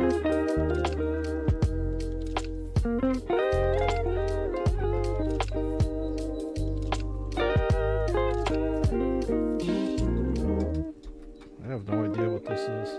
This is cool. I like this mystery. What is this, like a water wheel?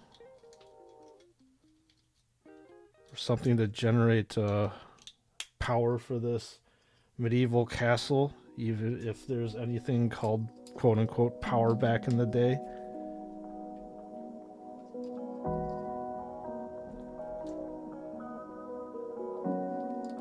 So this is really cool.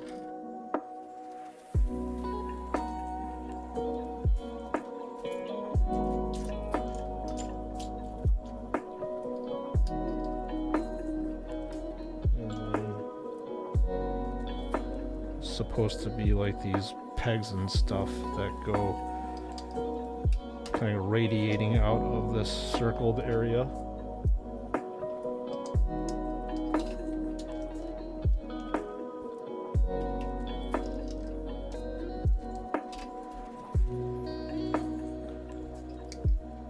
And then I guess it is use smaller pegs. No, this is the same size peg, but put it at the end of it. So I guess this is supposed to like be some sort of like old school water mill where like maybe water falls on this thing and generates power. So that's cool. Yeah, these Lego designers are nuts, man. Yeah, their geniuses knows no bound.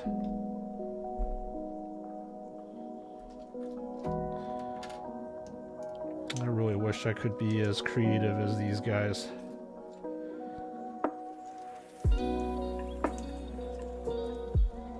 They definitely know what's going on. Okay, and then, oops, I forgot one part.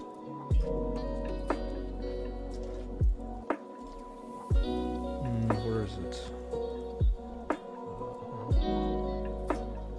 not this one. Just over here.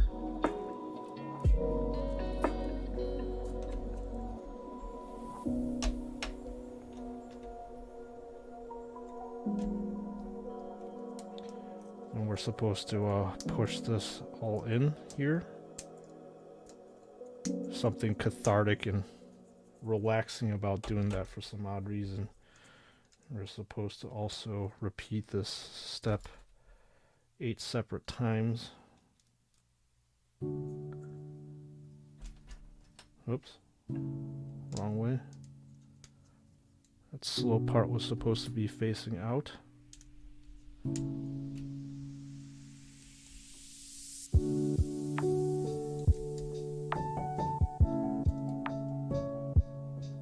Oops, screwed up again.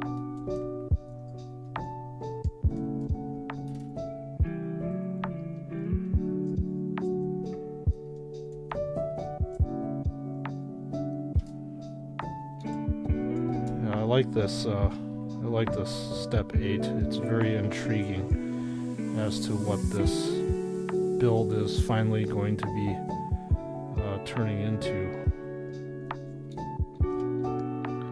That is the mystery of Lego building sometimes. You don't know what you're building until the end. There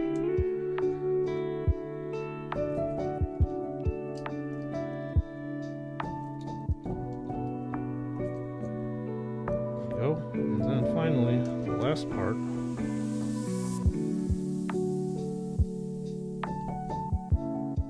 There we go. Cool.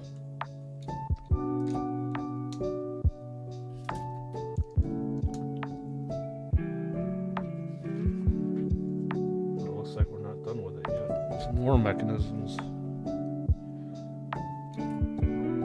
Okay. And we're going to put this here. This part here.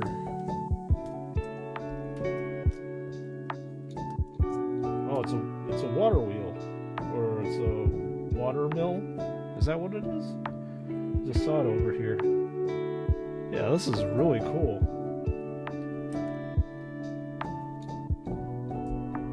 So much time and effort, serious thought went into designing these things. I just feel that this is awesome. Look at that.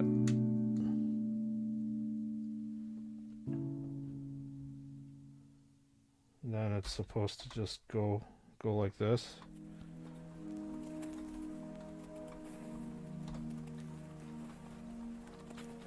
There you go.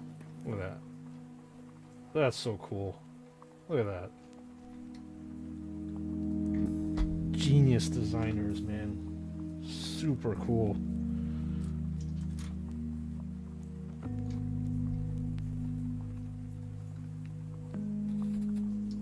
I love these little small little parts that you're building.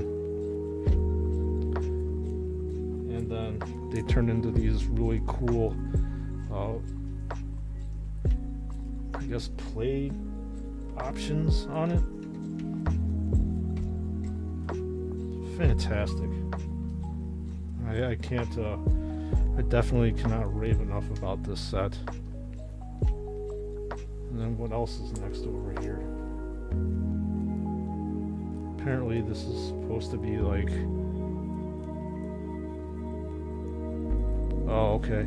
This is typically like a fur piece that minifigures wear around their collar right here. And then they fashion this up into like a bird nest, it looks like. Wow. And this is supposed to be like an egg in the middle of the nest. Look at that. Wow, this is so creative. Love Lego because of this. I missed a bunch of steps here because I got lost and too excited with things that were going on with the water mill.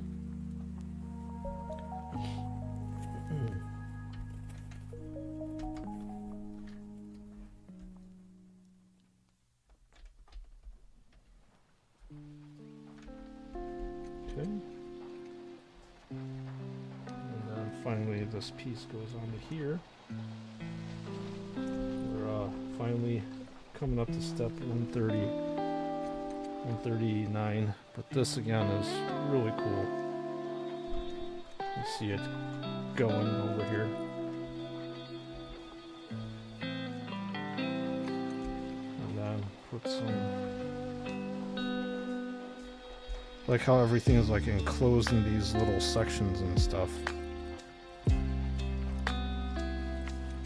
They're supposed to attach on later on.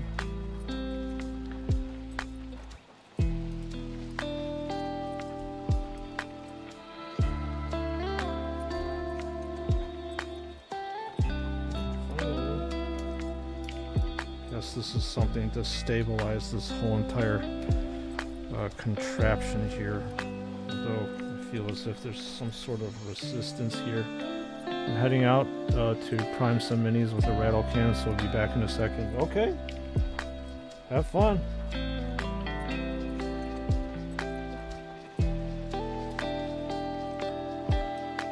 Oh, that's why it didn't fit. I forgot a piece over here.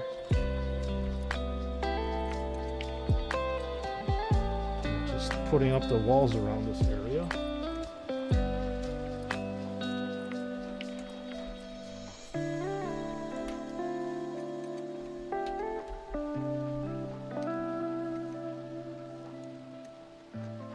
And looks like we're going to be putting up the walls further here.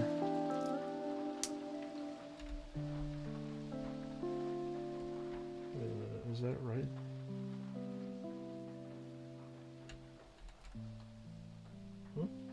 What's going on here?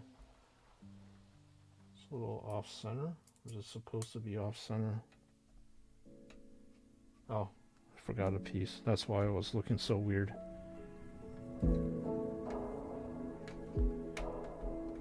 Okay.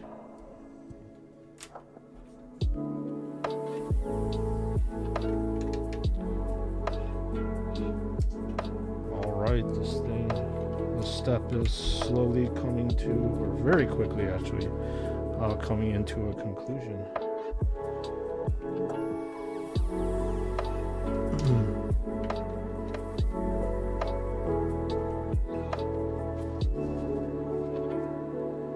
Alright, and just these two final caps to the top of the set. And then we don't use any of this stuff over here, these extra bits and pieces. So that is step 8 for you, with this very cool water mill over here. Why isn't this thing not working anymore? There we go. This is so cool. Alright. So that does it for this area, and I'm sure we're definitely going to be building this up and attaching it somewhere. So we've made some really good progress today, right here, with building this area here. So again, you got the this entertainment area, I suppose, the kitchen, and the underground layer down here. And I guess this is where they process food or whatever it is with the mill. Either way, wow, this has been such a treat, going down memory lane and putting this together right now. So as I said, I'm going to call it a stream right now. I have a bunch of different things that I have to do in preparation for this weekend as well as for the channel. So thank you, brothers and sisters of the chapter. I generally appreciate you coming in and hanging out and giving me support. This channel definitely would not be here without your dedication, as well as, again, your support. So just to let you know, there's not going to be a stream on Monday and Tuesday. I need to figure out the life stuff, unfortunately, as well as, just like I said, figure out stuff for the channel. Foxtrot, I'm going to be heading out right now, so thanks for coming back. But yeah, I have a bunch of stuff to do in preparation for this weekend and for the channel where I have to record, obviously, videos. So anyways, thanks for joining. Appreciate your support. And as usual, I'll see you all in the next one, all right? Have a good weekend. May it be restful. May it be fun.